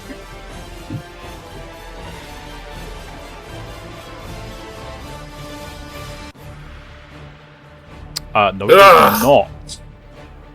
Low rolls Good all lord. round, everybody. Okay. So yeah, you go to, and the energy just crackles as you hold out your open palm, and it does absolutely nothing. There's no forceful blasts that burst forth from your hand. It's just like a small spark, and that's it done.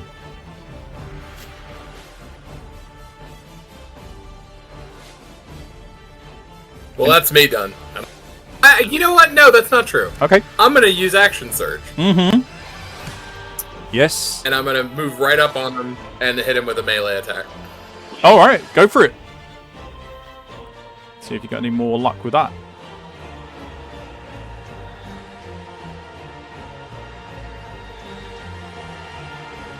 Short sword.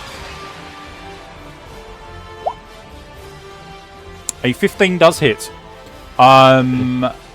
Is a demon, so you do an extra 3.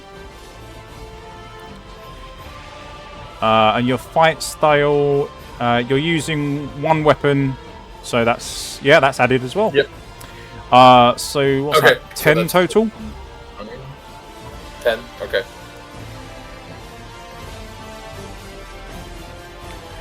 And I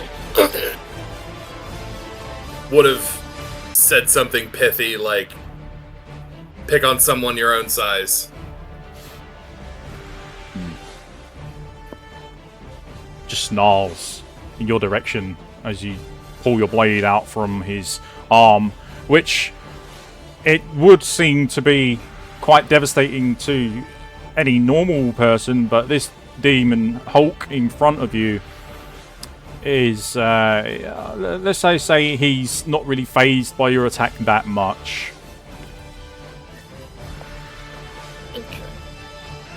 You did do damage.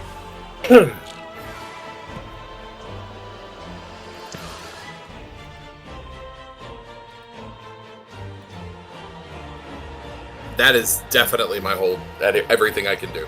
Okay. He's going to turn towards you. Can I get Ebrin. in? Can I try and... Go on. Okay, Go he's on. coming after me. No, finish your turn and then I'll I was carry just on. going to say, I was trying to do an intimidate check to get him to come after me, but if he's coming after me, it doesn't matter. He's coming after you anyway. You're the last to strike him. He's coming after you. So he's going to take 2 big swings with his meat cleaver.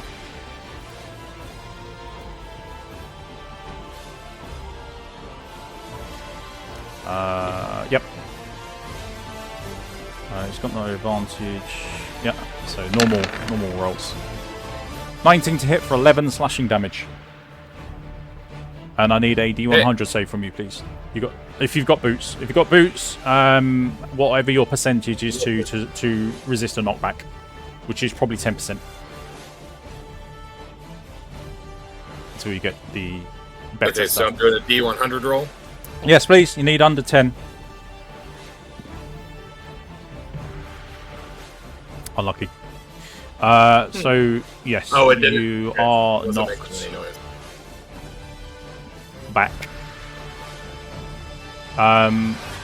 No, actually, you know what? I'm gonna have him knock you down. So he's gonna knock you prone instead of backwards. And he's gonna follow up with an attack with advantage. As you are laying on the floor, you are also bleeding as well. That's a 22 to hit you. So you are still bleeding. So that becomes 10 slashing. What's your AC? 12. That's a powerful hit. So that's going to be 12 points of slashing damage. And you also need to take 2 more from the previous attack as well, because you are bleeding. Okay, I'm having a little bit of trouble. Sorry, D20 or roll 20 decided to stop working for a second there. There we go. It's working now. So how much is that total? For the first one, it's 13.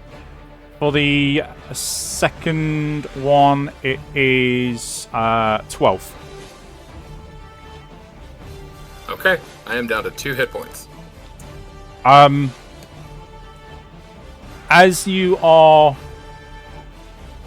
already on the floor, there's no point in bothering with your roll to avoid knockback or prone. So that's going to be that. He's made his action. He's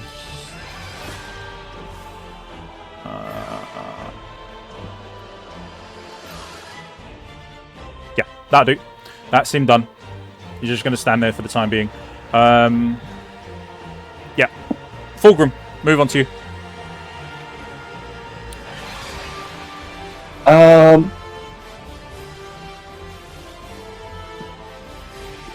Crazy idea. It'll be up to your discretion, I suppose. Go on.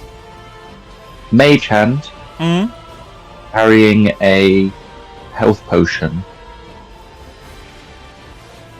Would I be able to use it on someone? Absolutely. Health potions are tiny, and I believe mage hands can hold like a small box size thing, even weapons. So yes, absolutely. Okay, then I will use it on. What does mage hand require first? Is it an action? Yeah, it's just an action. Yep. So yeah. So as your action, that'll be the whole thing as your action. So you'll have a bonus action as well and a free action. Yeah. So I'll use it on Ebrin. Ebrin. A waiter, a mage hand, delivers you a very important drink from out of nowhere, Ebrin. Monsieur, would you like a tasty beverage?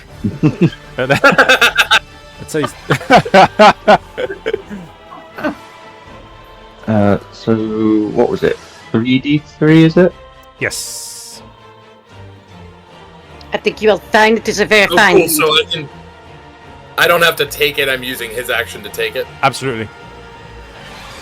Okay. I don't see D3.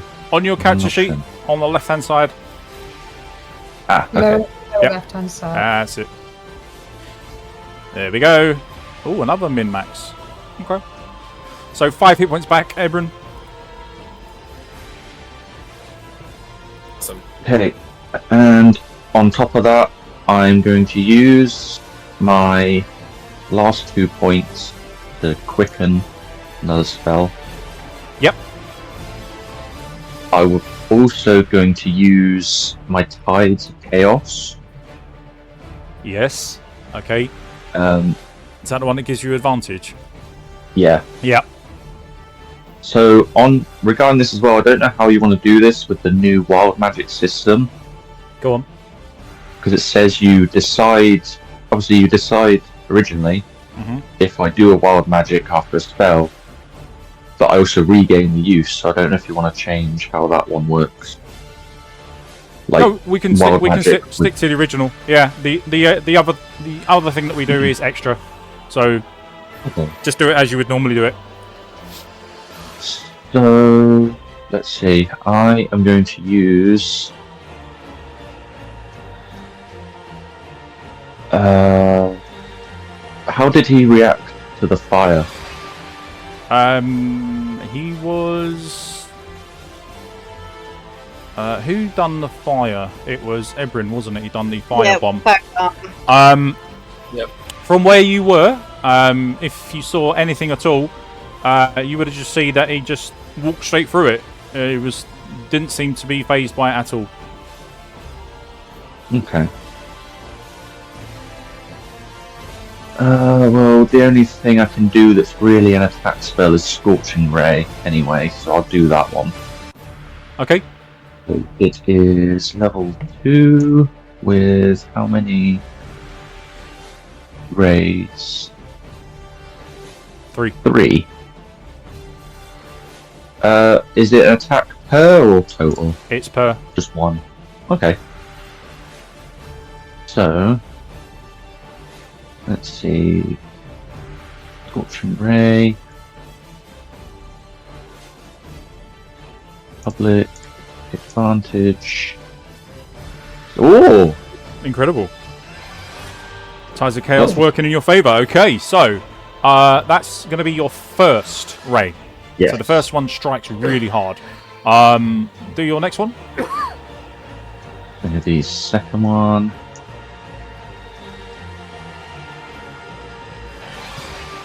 Wait, that's not it. That's Ray of Frost. Wrong one. Let's remove that so we don't get confused. There we go. Next one misses. Do your last one. The last one. Oh! Another crit. Incredible. Wow. Right, so your first attack deals. Did I add the crit to it? Yes, I did. +6 is already on there. So that is your total for all that damage. What do you roll for damage? 2d6. So yeah, you'll get an extra. Yeah, +6. Yeah, that's fine. So that's all added in as it is, as you see it. So the first one is going to be a 20.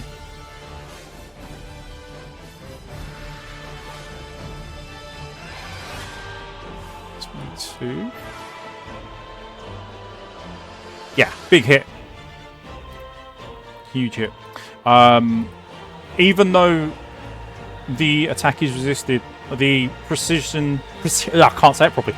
Precision of the shot of this fiery ray is definitely enough to make up for the resistance that this thing has. Yeah.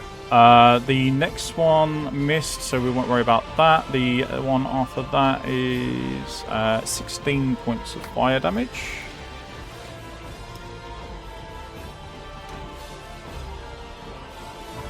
Okay, as all 2 of your blasts erupt from the body of this creature after hitting it, you can see that you've staggered him slightly, just by the pure force of the spell.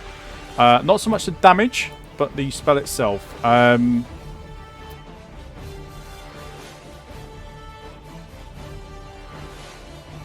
as such,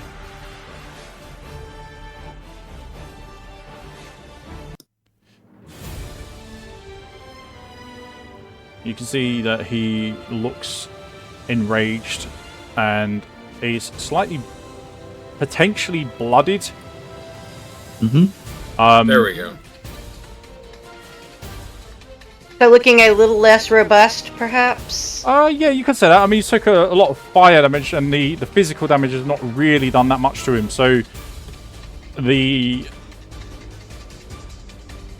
very hard to tell, but you can see that he's starting to trip and stagger as he moves about. There's clear differences in the way that his posture is slightly slumped. And the aggressiveness is increasing. Okay. So we'll see how that goes. So I'll do my wild magic thing now.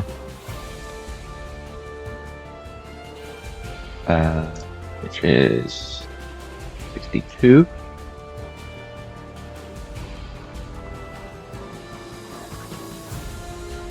And maybe this will work.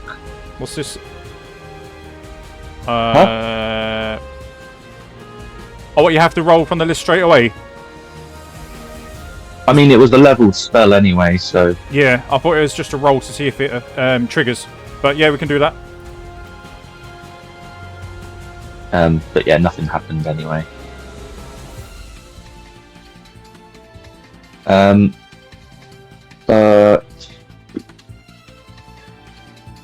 I think I'm gonna move back a bit more, because I can't imagine he's gonna be too pleased with me.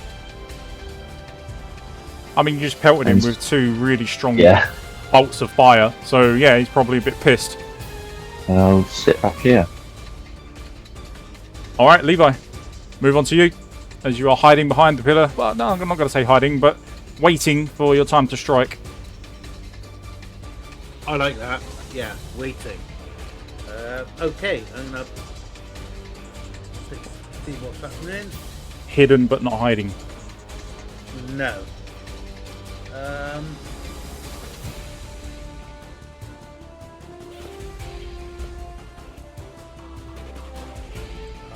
gonna move up next to Tavi, and I'm gonna pass her my healing potion. Is that a free action? From your belt, yes. Yes. So I'll pass that to Tavi. Mhm. So she's got that one. And then will I get surprise attack on him? Because I come out fighting. You need a stealth roll. If you've interacted with anyone else after you come out, your first interaction, unless you've got the feat which doesn't break it, then yes, your stealth is gone basically. Alright, before I hand her the potion then, from there I will take a sneak attack on the butcher. Good before I hand it choice. Good choice. over. Yeah. Let's do that then.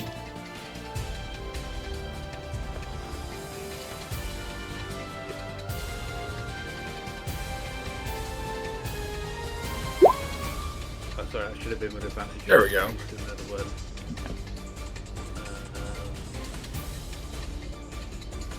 Roll again just to see if you get the advantage. Yeah.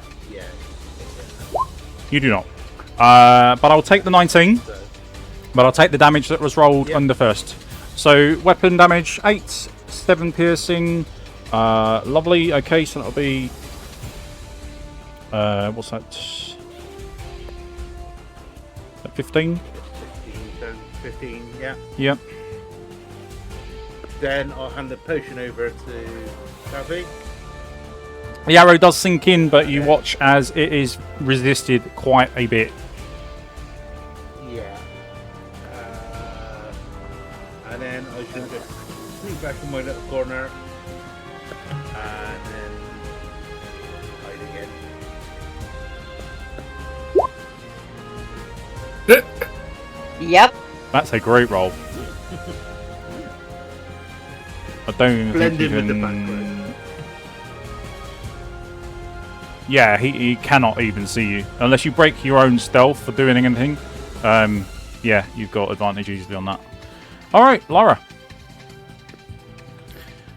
Okay, do you know what it was? You may do your wisdom save. Oh, I might be settling into the whole situation. You are. You've overcome your fear. Does that mean I don't have to roll wisdom next time, or do I still have to freaking roll it? No, at the moment you are absolutely fine. Fantastic. Okay, so I'm going for lightning again. Okay. But I've got to move first. Move to where you want to be. Yeah. I'm literally just sneaking around the corner just enough. Yep. Which is probably what's helping. 14 to hit. Oh, well, there's only one freaking damage. Well, that's what you needed. So, damage is damage. And then I'm going to spin around and dive back around the corner. Don't forget it's lightning, so you do have a chance to shock him. So roll your D100, 25% or less. Nope. Oh. The dice hate me with some rolls and bloody love me in others for the wrong reasons. The 100 hasn't liked many of us today.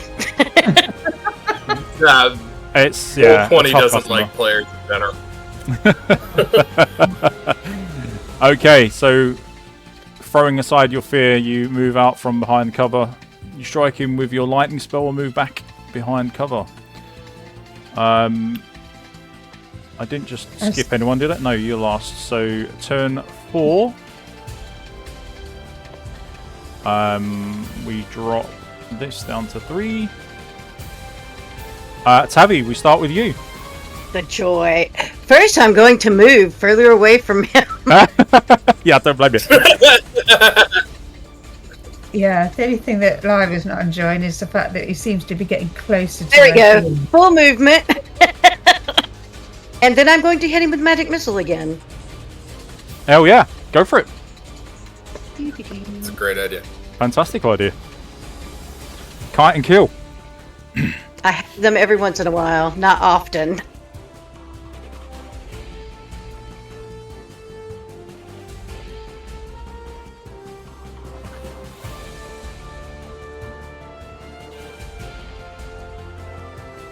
Tardar. Okay.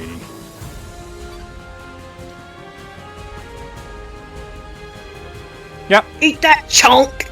Yep. It does what it sets out to do.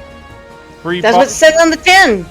3 beads of magic all come colliding against his skin and tear through parts of it, leaving just holes where his flesh was. I hold my finger up and go, like a gun. Yeah, it's like you got buckshot on him. Yeah. He is. We started to penetrate his Pew, pew, flesh. pew. Alright, anything else your turn? Oh, I would. Can I drink another potion? Yes, you Is can. that possible? Yes, you Oh, I can. will totally do that. You're going to get drunk on these things, I Tavi. do not care. Bring it on.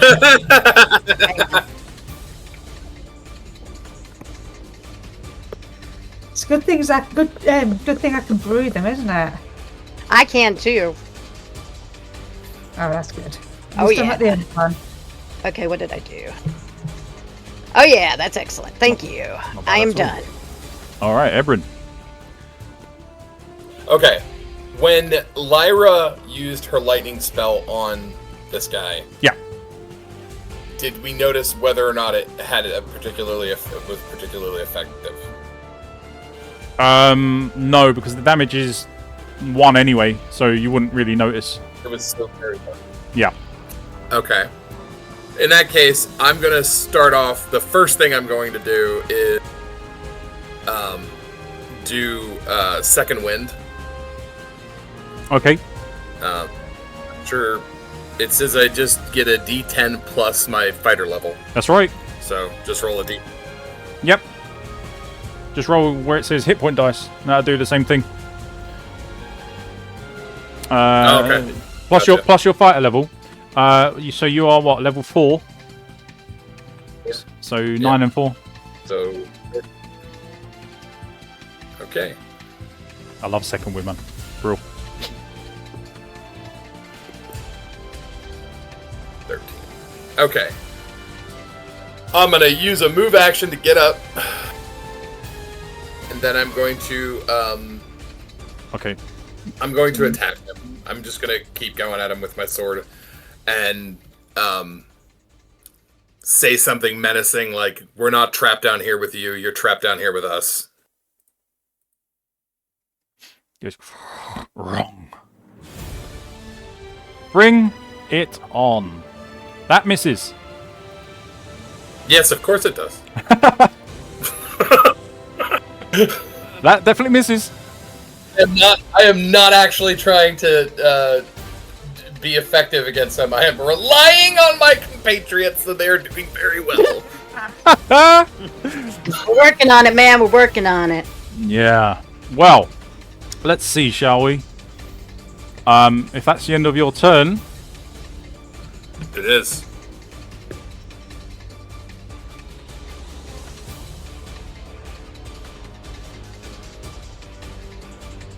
He's going to go into a full sprint away. You do get a chance to strike him. Alright, yeah, good. I'm gonna take it, bloody coward. Kill, kill, hate, hate, murder, murder, mutilate. Go team.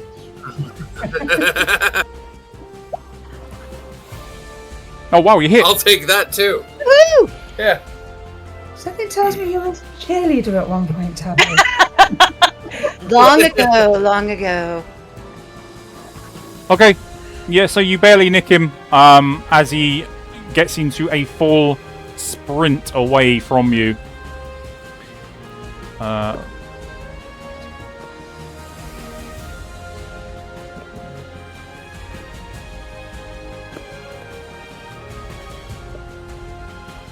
Oh shit.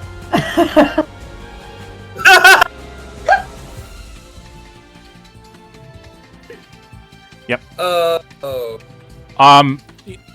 Fulgrim. Run away! He uses his meat hook with the chain, and he tries to pull you in. A 14. Okay. Yep, that hits. Unless you do a certain thing. Oh, 1 second. But it's up to you if you want to do it.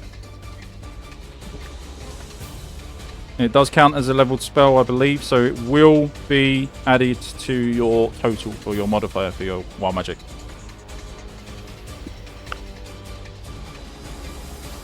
What does matching do again? I can't remember. Matching the armor class. What does what do, sorry? Matching the armor class. Oh, meets it, beats it. Okay, yeah. So you've got 14, I rolled 14, therefore I yeah. hit. But yeah, I'm gonna do shield. You can do shield? Okay, once again, not quite as effective as what happened before with the taking of the zombie's life last time. But you watch as the hook on the chain deflects from your shield and bounces up into the air as you watch him start to recoil the chain around his arm.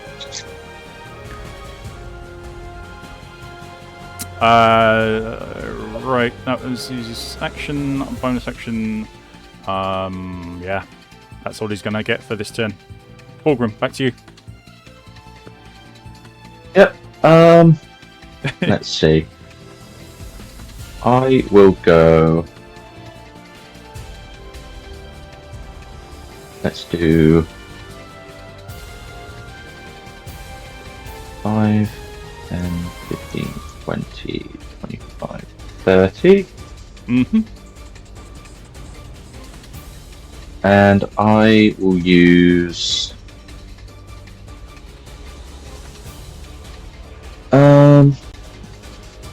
let's do my last slot to shatter again. I'll put it here. Shatter again, okay. That was a con save. 15 to save. Yeah, that passes. Okay, so he takes half. Let's see, that was 3d8. Oh, still pretty good. Oh, very good. Yep. Big Is that blast. the damage? Yeah, that's the damage. Yeah. Nice. Almost max. 23 out of 24. Yeah, so, yeah, he takes half of that, but still a decent amount. Yeah. And for my wild magic, that's fine. Yeah, you're Thank you, okay. Pat. As a bonus action, I'm going to sacrifice one of my level 1 slots to get 2 points back. What's your wild magic that you're rolling? D100? Yeah, then I got 99. You need to roll D20, don't you? Oh yeah, sorry. I don't know why I thought... Oh, because I was thinking of the table. You need to see if it triggers. That's you're fine okay. anyway. You're all good. You're all good. So, yeah, I used one spell slot to get 2 sorcery points back. Very well. Which is my bonus action. Mm-hmm. So that would be it. Alright, Levi. Okay, well, Levi Come on, hasn't brother. got a clue what's going on. So he's gonna nip that round. Can't see anything. 20, 30. Ah, there he is.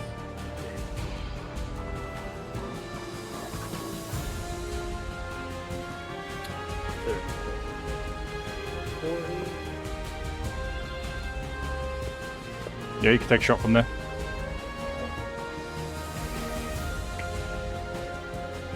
Yeah, I'm gonna take a shot at him. Actually, I'm gonna try chromatic orb again. You gonna try what? I'm gonna try and send off a chromatic orb at him. Okay. D20. Nope. An 11. That's gonna fail. Another 10% lost. Another 10% loss. What are you on now? Percent wise? I am on. Let me have a quick look.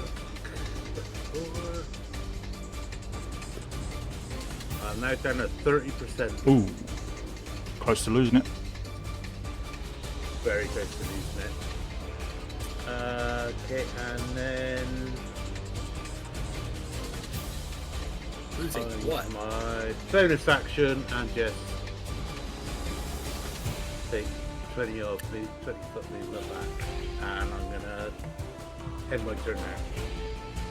Roger that. Right, so Lyra. I need a wisdom save from you, please.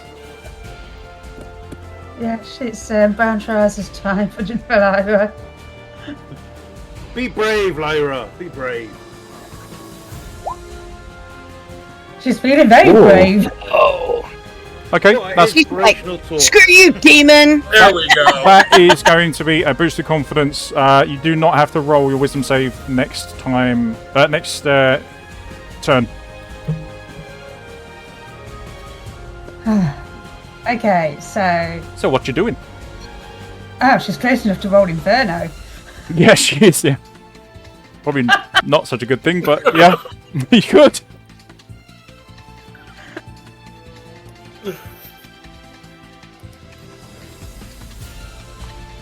Hey, great roll.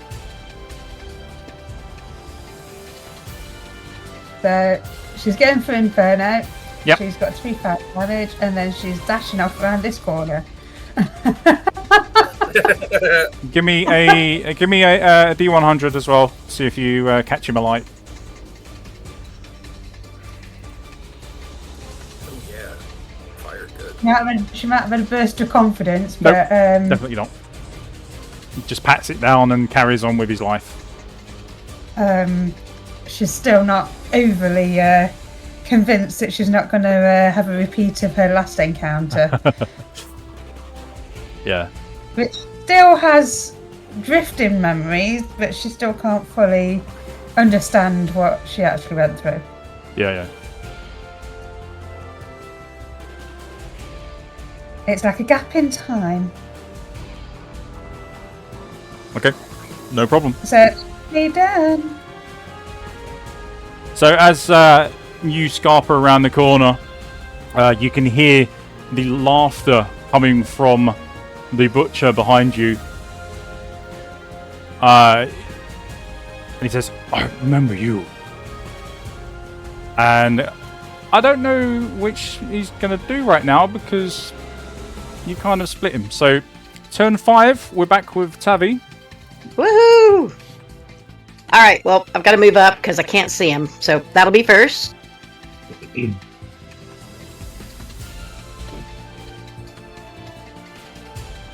Let's see. What can I do?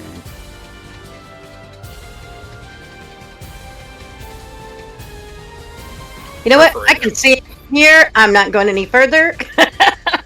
I've got one last magic left. It's got his name on it. Yep, do it. If you can see him, do it. I can. Fire away. Hopefully. One moment, please. Your call is important to us. Okay.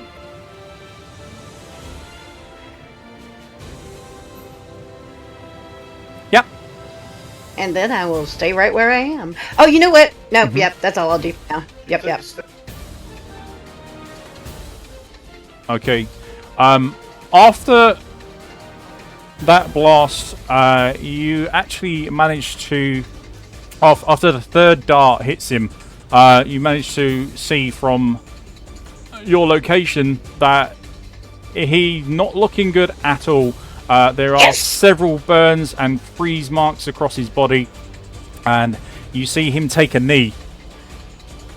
Oh yeah! You, for all intents and purposes, he's trying to get his breath back. You've literally winded him.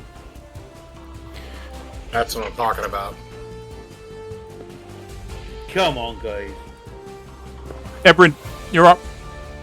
All right. First thing I'm gonna do is take a use bonus action, take a potion. Yep. Another one. Where's my belt? Okay.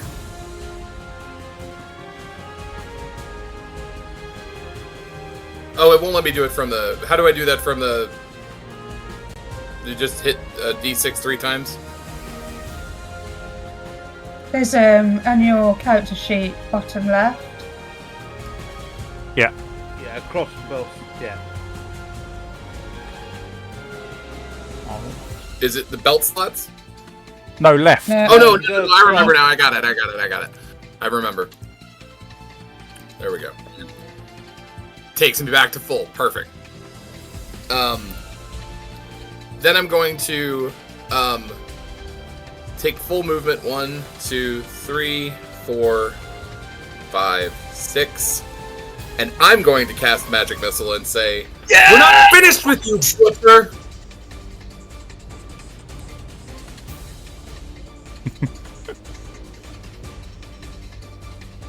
Magic Missile. Okay, now my character sheet's not responding. Hold on a second. There we go.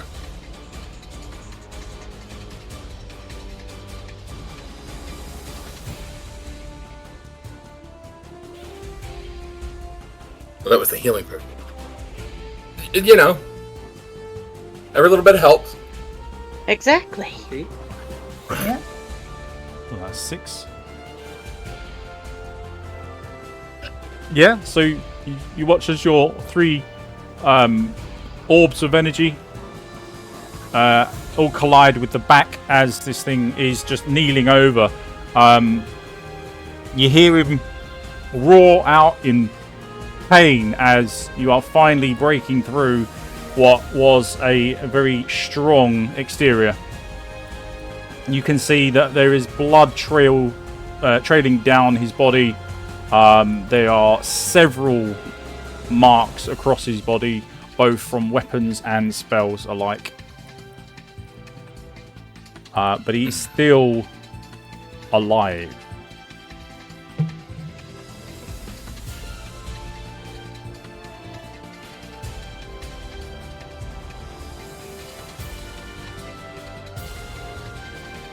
He's up next. Yep.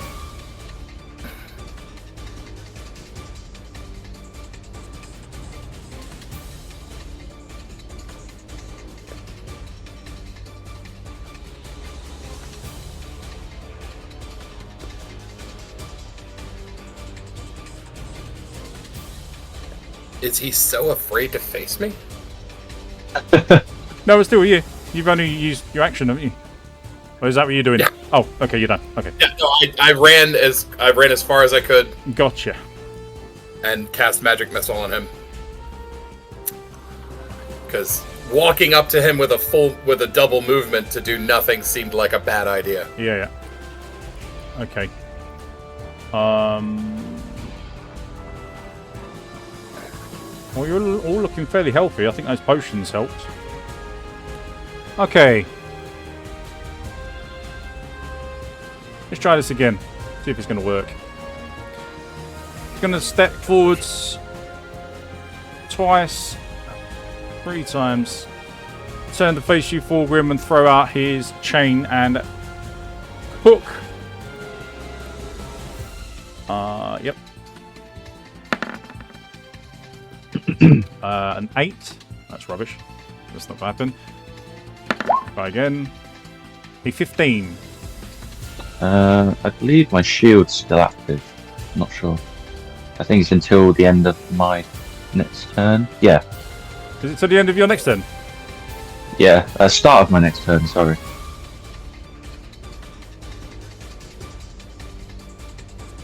Damn.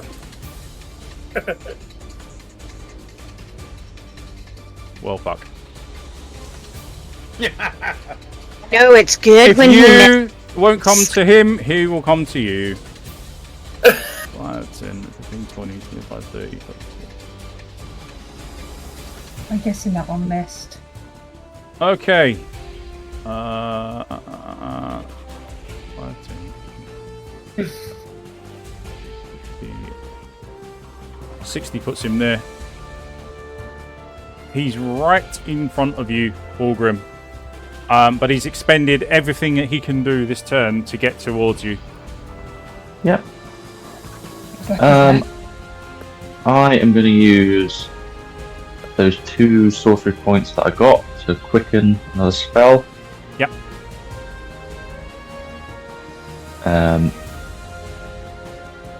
So that will be done. As for my main action, I'm going to disengage. Yep. 5, 10, 15, 25, 30.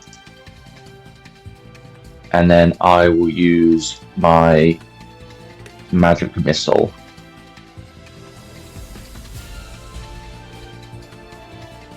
Right?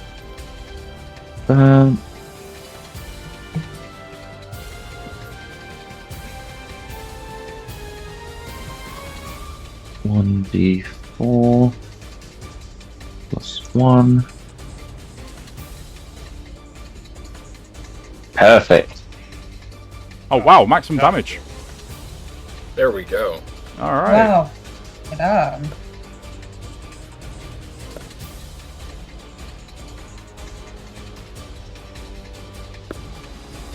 And for my wild magic, Right, hang on a sec, because that's quite a low roll. Let me see.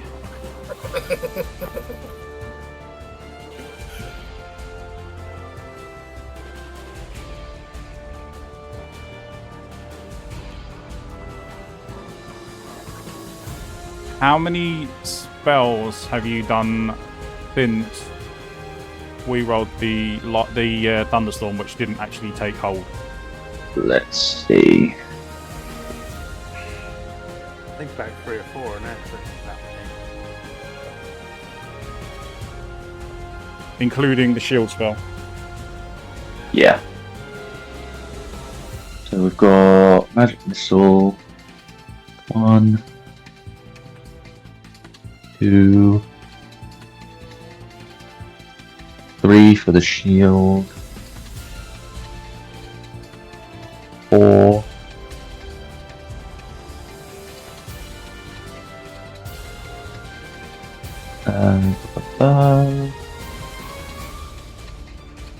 Four. 4. So it's a +4, so you would need a 5 or less. You've done it. You've avoided any magical effects other than your spell coming from you. Yep. Keenly you watch as your bolts fly through the air and strike the head of this creature, who seemingly is relentless in its pursuit of yourself. Immediately, you watch as he takes a knee and rests upon the head of his axe, puts it on the floor, just taking his weight, using it like a splint and like a crutch. And you can see that his eyes begin to roll back as his body slumps forward and he hits the ground hard with a loud thud. That's what I'm talking about. Oh, I thought he'd never quit. I just want to say, Fulgrim, that was some fantastic economy of action you pulled back there. You just see him sort of panting. He is breathless. Is he gone? Is he gone? He is not moving. He's dead? Well, let's just make sure. Yeah, I'm gonna come over. Always double tap. That's whose turn is it? Is what I'm gonna ask. Would still be Fulgrim's. Well, I've got nothing else left, so that's it. The last thing that I guess any of you hear is a death howl as he lays on the ground in front of you, Fulgrim. Releases his weapons from his hands, and you just see whatever life was in him, whatever was powering him, leaves his body immediately. Yay! Congratulations, everyone! You have defeated the Butcher, and you have avenged all of the souls that he has slain in his bloody reign of the upper floors of the cathedral. Fresh We got meat, in for you, anyone? Lyra. Whew. I run over here. Is Lyra planning on doing anything with the body? Well, I just asked everyone if you wanted fresh meat. Class. I am going to lean down and use my moonblade to sever his head. Okay. However long that takes. I'm just gonna spit on his corpse, and I'm good with that. Very well. And then I pause as I'm cutting and look up at Fulgrim and just... Did you need to look at anything in particular?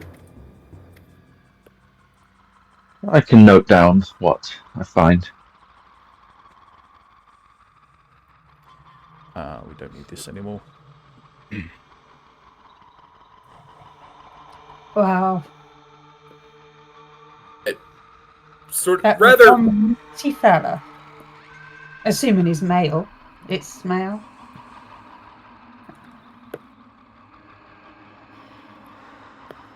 I just say to Ebrin, do you want to take his weapons?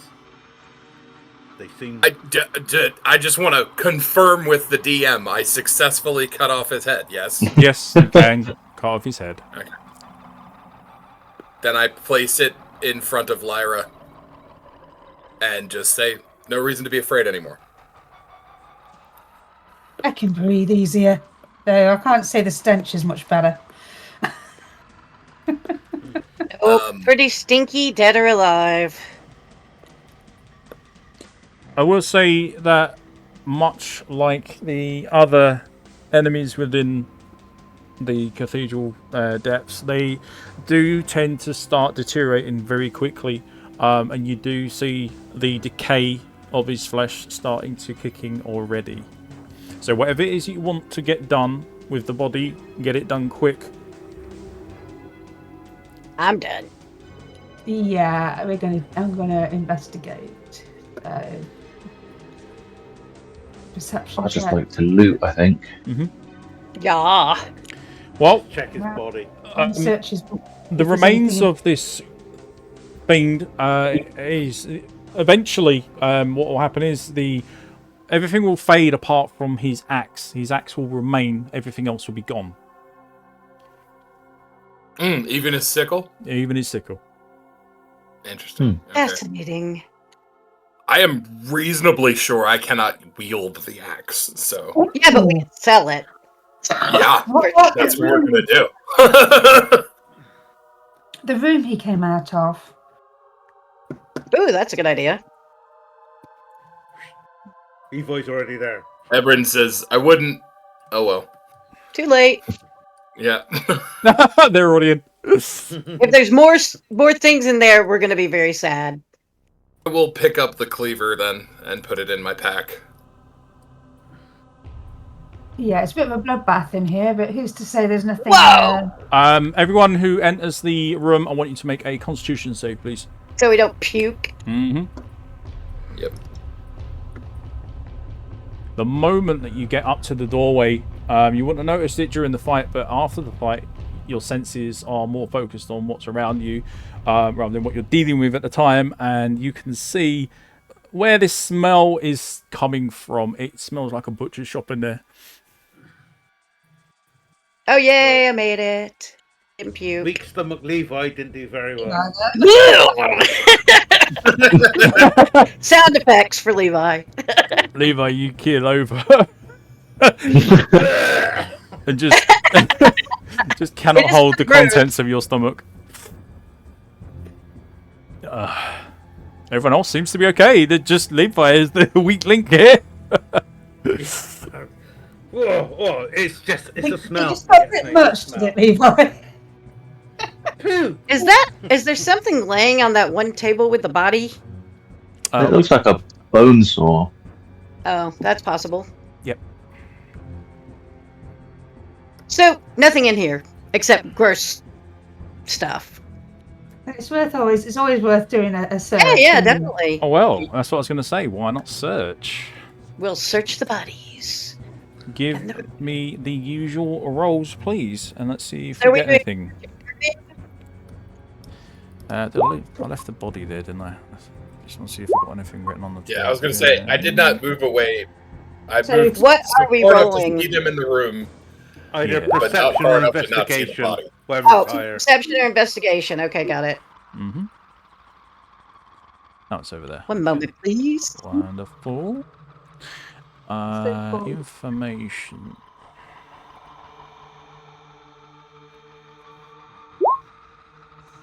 Wow, okay.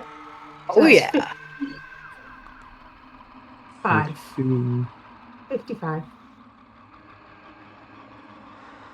Yeah. Okay, I'm just going to let this play out as it is. So 55. 55. That's a good roll. Hang on, we haven't got Ebrin's roll, have we? If he's over by the body, then he won't be contributing. Oh, okay. So, 55 though, that'll still get you a good 5 loot table rolls. Things are within that room. So what you get? Search area. Yeah. Oh, another regeneration potion. Woohoo! Cool. There we go. Stand potion as well. Nice. Oh, do we all roll search area? We need good to Tavi, and then we have one extra. Anna? Minor potion again. Okay. Oh, No gear as such, just more potions and I know. consumables. That no one got to use. Yeah. Yeah, these are all just thrown over in the corner, in the top corner.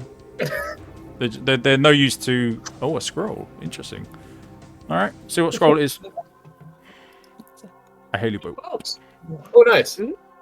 so these are helpful if you are not a magic wielder. If somebody would like this, because I've already had this as a spell please take it off me now. Well, we don't need to roll for anything magical, so that's wonderful. The other thing, obviously, is the butcher's. It's called the butcher's cleaver, but it is an axe. It's a very large axe, which you are close to, Ebrin. Yeah, makes sense. Yeah. Makes sense. Okay, so that's everything clear then.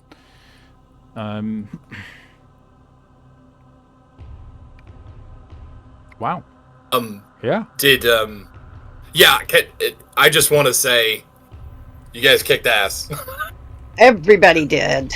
I was when the frost didn't slow him.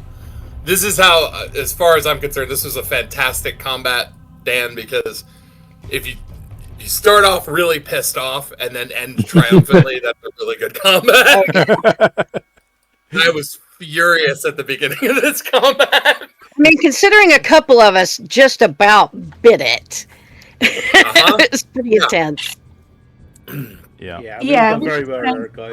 about another hour and 20 minutes, but it was worth it to see the end of the butcher. Yeah. I totally agree. I knew it would be an epic one. We've still got the Skeleton King to do, but we want to wait until Rich. Not yet. Brave No, Sir I Robin. was even just. Go ahead. Sorry. There's a brave Sir Robin over there. No, not yet. No, So do these Mhm. Is there anything in any of these sepulchre things? Whereabouts are you? Oh, I'm just looking across the room at them. Oh, they've all been searched. They've all been searched. Oh, okay, Everything else cool. has been done in this area. Chests all done and barrels all blown up and so on. I was gonna say this entire level's been searched, right? Yeah, it was only the butcher that was left on here. Now you are free of him too.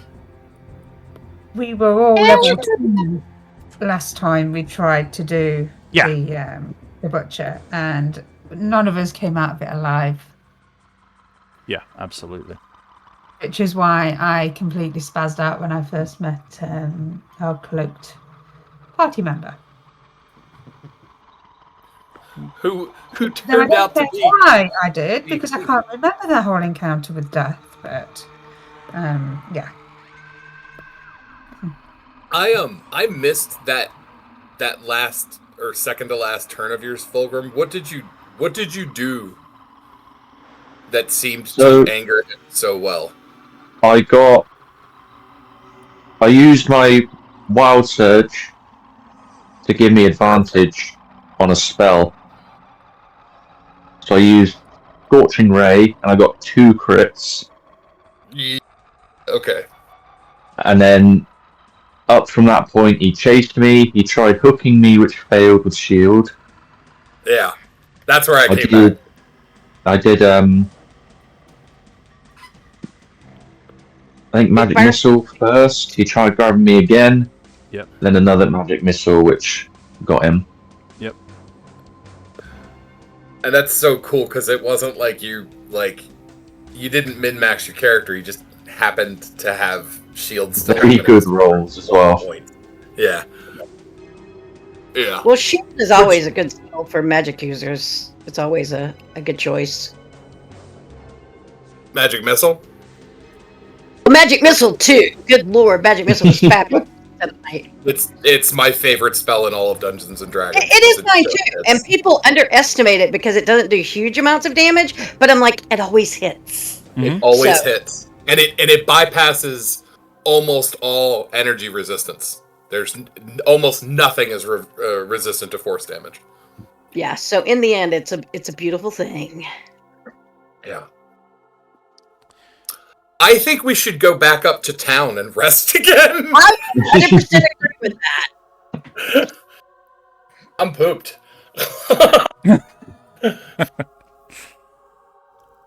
Yeah. I will say, Can do. unless we're gonna kinda, I think. I don't know. Are we all looking? We're all. I'm just down 2 health now. I didn't, and I've still got other potions. I didn't take them because I didn't kind of want to waste it for just 2 health. Yeah. I don't think So- it's worth a long rest for. Yes. We're all looking pretty good. Definitely. I'm out of points for spells for me. Ah, okay. Yeah, I don't have any more spells left either. Yeah, I did use like almost all of my resources there. Yeah. Well, Fulgrim pulled it out of his ass.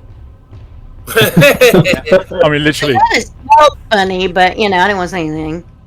He was juggling spell slots like crazy. yeah, I noticed that. I was like, How many damn, did he, it? like, Yeah, sorcery shoot points. the hell out of that. Yeah, sorcery points into spell slots Yeah. just for the magic missiles. Yeah. Right. So I guess that does it for today's grand adventure. Yes, this will do it for today. We've massively overrun, which is annoying, but at the same time, I've really enjoyed this fight. Yeah. And I really wanted you guys to win. Obviously, I'm always rooting for my players because the more that you continue on, the more the campaign continues on. So, Yeah. Last time we got completely annihilated. So, yes, it was nice to see you. It's a step up. absolutely. Yeah, so to round this off then, are you guys heading back up to Tristram? Yeah, I think so. we need to Even if we go up there to just take a short rest. Just a short rest, just to get your bearings. Yeah, you could do that if you want to. Well, I'll put you up there, and you can decide what you want to do, and let me know. Okay. So.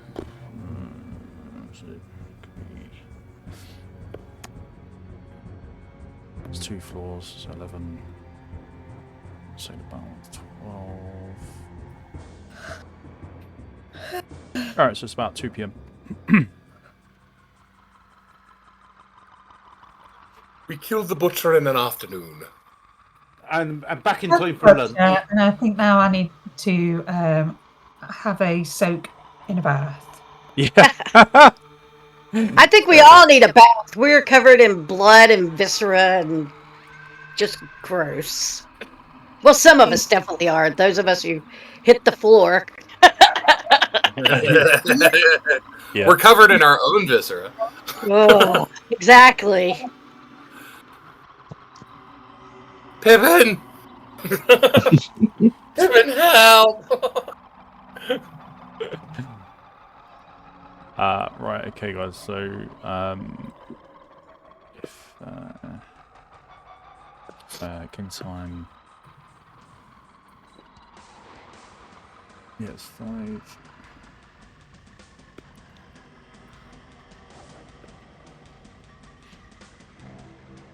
What did I say? 2, didn't I? Oh, you said his body disappeared, right? Yeah, his body's gone. Okay. They disappear back to the realm where they came from. Exactly, and he can stay there. Probably for the best. You don't want demon parts lingering. Yeah. Did anybody grab his weapon? Yes. I did. Yes. He did. His cleaver, I got, yeah. It's the only thing that was cool. left behind. Yeah, okay. Yeah, cool. that was collected. 2 p.m. Be sold and for the lovely clink of the coins. Oh, well, now the cleaver, as you would notice as you grab hold of it, Ebrin, does have a nice golden hue to it, an aura coming off of the weapon.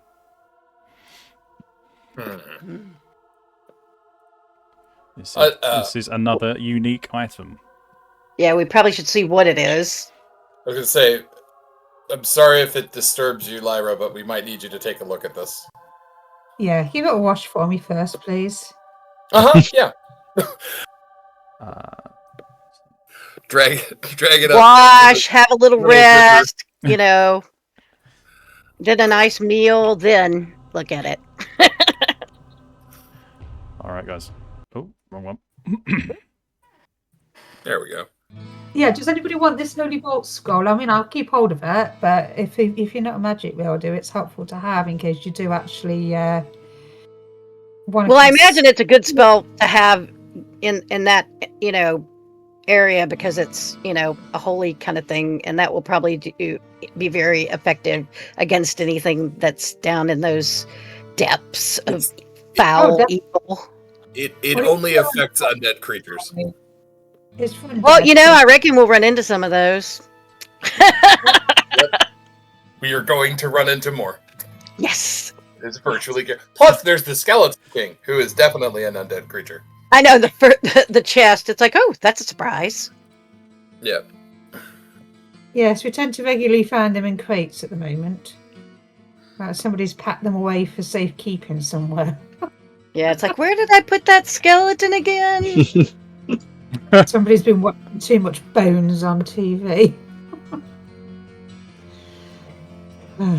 Great. Okay, so that's another quest completed. Yay. Again, I'll add all this into the quest log so that it's all taken care of. You'll see what exactly you've got. And you'll let me know. You're all back in Tristram, gathering around the centre, doing whatever it is that you want to do. Let me know whether you want to do a long rest or just a quick short rest, just to go gather yourself. I think long rest so we can get our spell slots back. I'm actually going to agree with that. I know we're not low on hit points, but I want Witch Bolt. As we've seen, spells are important. Okay. So you're going to take out another long rest in town? Yeah. Okay. Yeah. Okay. Yeah, so you want some downtime over Discord?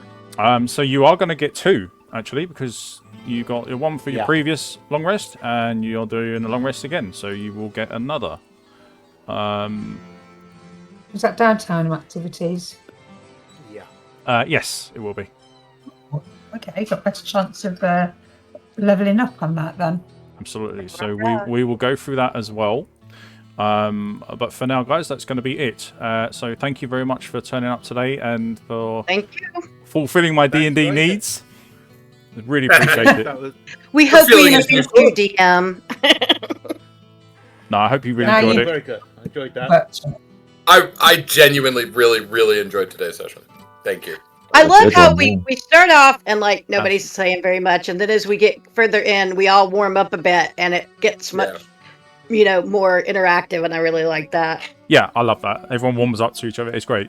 And you'll bounce off each other really well, character-wise. Not just roleplay, but also your combat styles. You help each other out.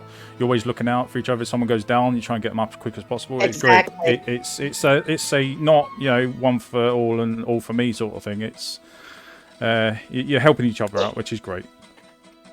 Yeah. At the moment. Lyra was a bit of a wussy. She's already had an encounter with the Butcher before, but at least she can get past that now. He's dead. Hey. Yay. There's obviously a bit of a memory lapse for Lyra, but yes, you do remember that you did black out to him. You're not sure what happened to everybody else, whether they did or not, because you're a little bit further away from them. But you definitely do remember going down yourself, and then you end up waking up in a graveyard. How unpleasant is that? Yeah, it's literally like a blackout moment. You remember nothing, and then you wake up somewhere completely different, and you're like, "Well, that's a bit confusing." But yeah, that's where your holes in your memory at the moment are for Lyra. Everyone else, obviously, you haven't died yet, so. But some of you have experienced other things as well, so it's not just a matter of just for Lyra. Others all have flashbacks and memories and stuff like that, but that's the whole point of having the roleplay the way we do, so we can unravel our characters a little bit at a time, rather than sitting in the tavern and just sitting and say, "Oh, this is who I am." Yeah, that's not the whole. You kind exactly. of Yeah, not just reciting your backstory to people. Oh God, I hate that. Yeah. Yeah. Alright, guys. So if you want to head off, feel free. We'll pick up on Discord, covering all the other bits as well. Some of you will know what you're doing with it, others will not. So I'll go through what we've got to do. But please bear with me because this week I am going to be extremely busy. I've got a training course that I need to take care of for work, and it's going to eat up my next 5 days. I'm going to be doing. Hey, you do what you gotta do. Real life. Yeah, man. Yeah, I'm going to be doing like 8:30 till 5 or something like that, and I've got a long way to travel there and back, so it's going to eat up a lot of my time. But the following week should be really good, so I should be able to catch up if I'm lacking on anything during that week. And obviously the kids are going back to school as well, so that'll make a lot easier. Yeah, no worries. Yeah. Okay. But yeah, we'll stay in touch in Discord anyway. And like I said, we'll get these bits that we need to get done. And then we'll see what happens from next session onwards. So next session should be, I believe, the 28th, or 26th. 26. 26. 26th. Yeah, 26th. There we go. So We'll see you then. that's a few days before my birthday. Oh. How lovely. Ooh. Oh, happy birthday. Well, I'll tell you then. But real quick, just Website again. to confirm, you guys, we're supposed to start at 1, right? Yes, Yeah, Your time. We're GMT +1 at the minute we are. till October. Okay, so did I come in, when I came in, did I come in 10 minutes after the hour or an hour after the hour? 10 minutes. 10 minutes. 10 minutes. You were okay. early there. So I can be here at 7 and I'm good. Okay. Yeah, absolutely perfect with the timing, to be fair. Because I was just doing the intro anyway, and none of the game goes on until that's finished. Awesome. So, yeah, perfect. Well done, guys. Well done to All right. everybody. Okay, thanks very much. Hey. Bye. I'll catch you next one. Half an hour. Hey. See you later. Bye, guys. All right. Bye.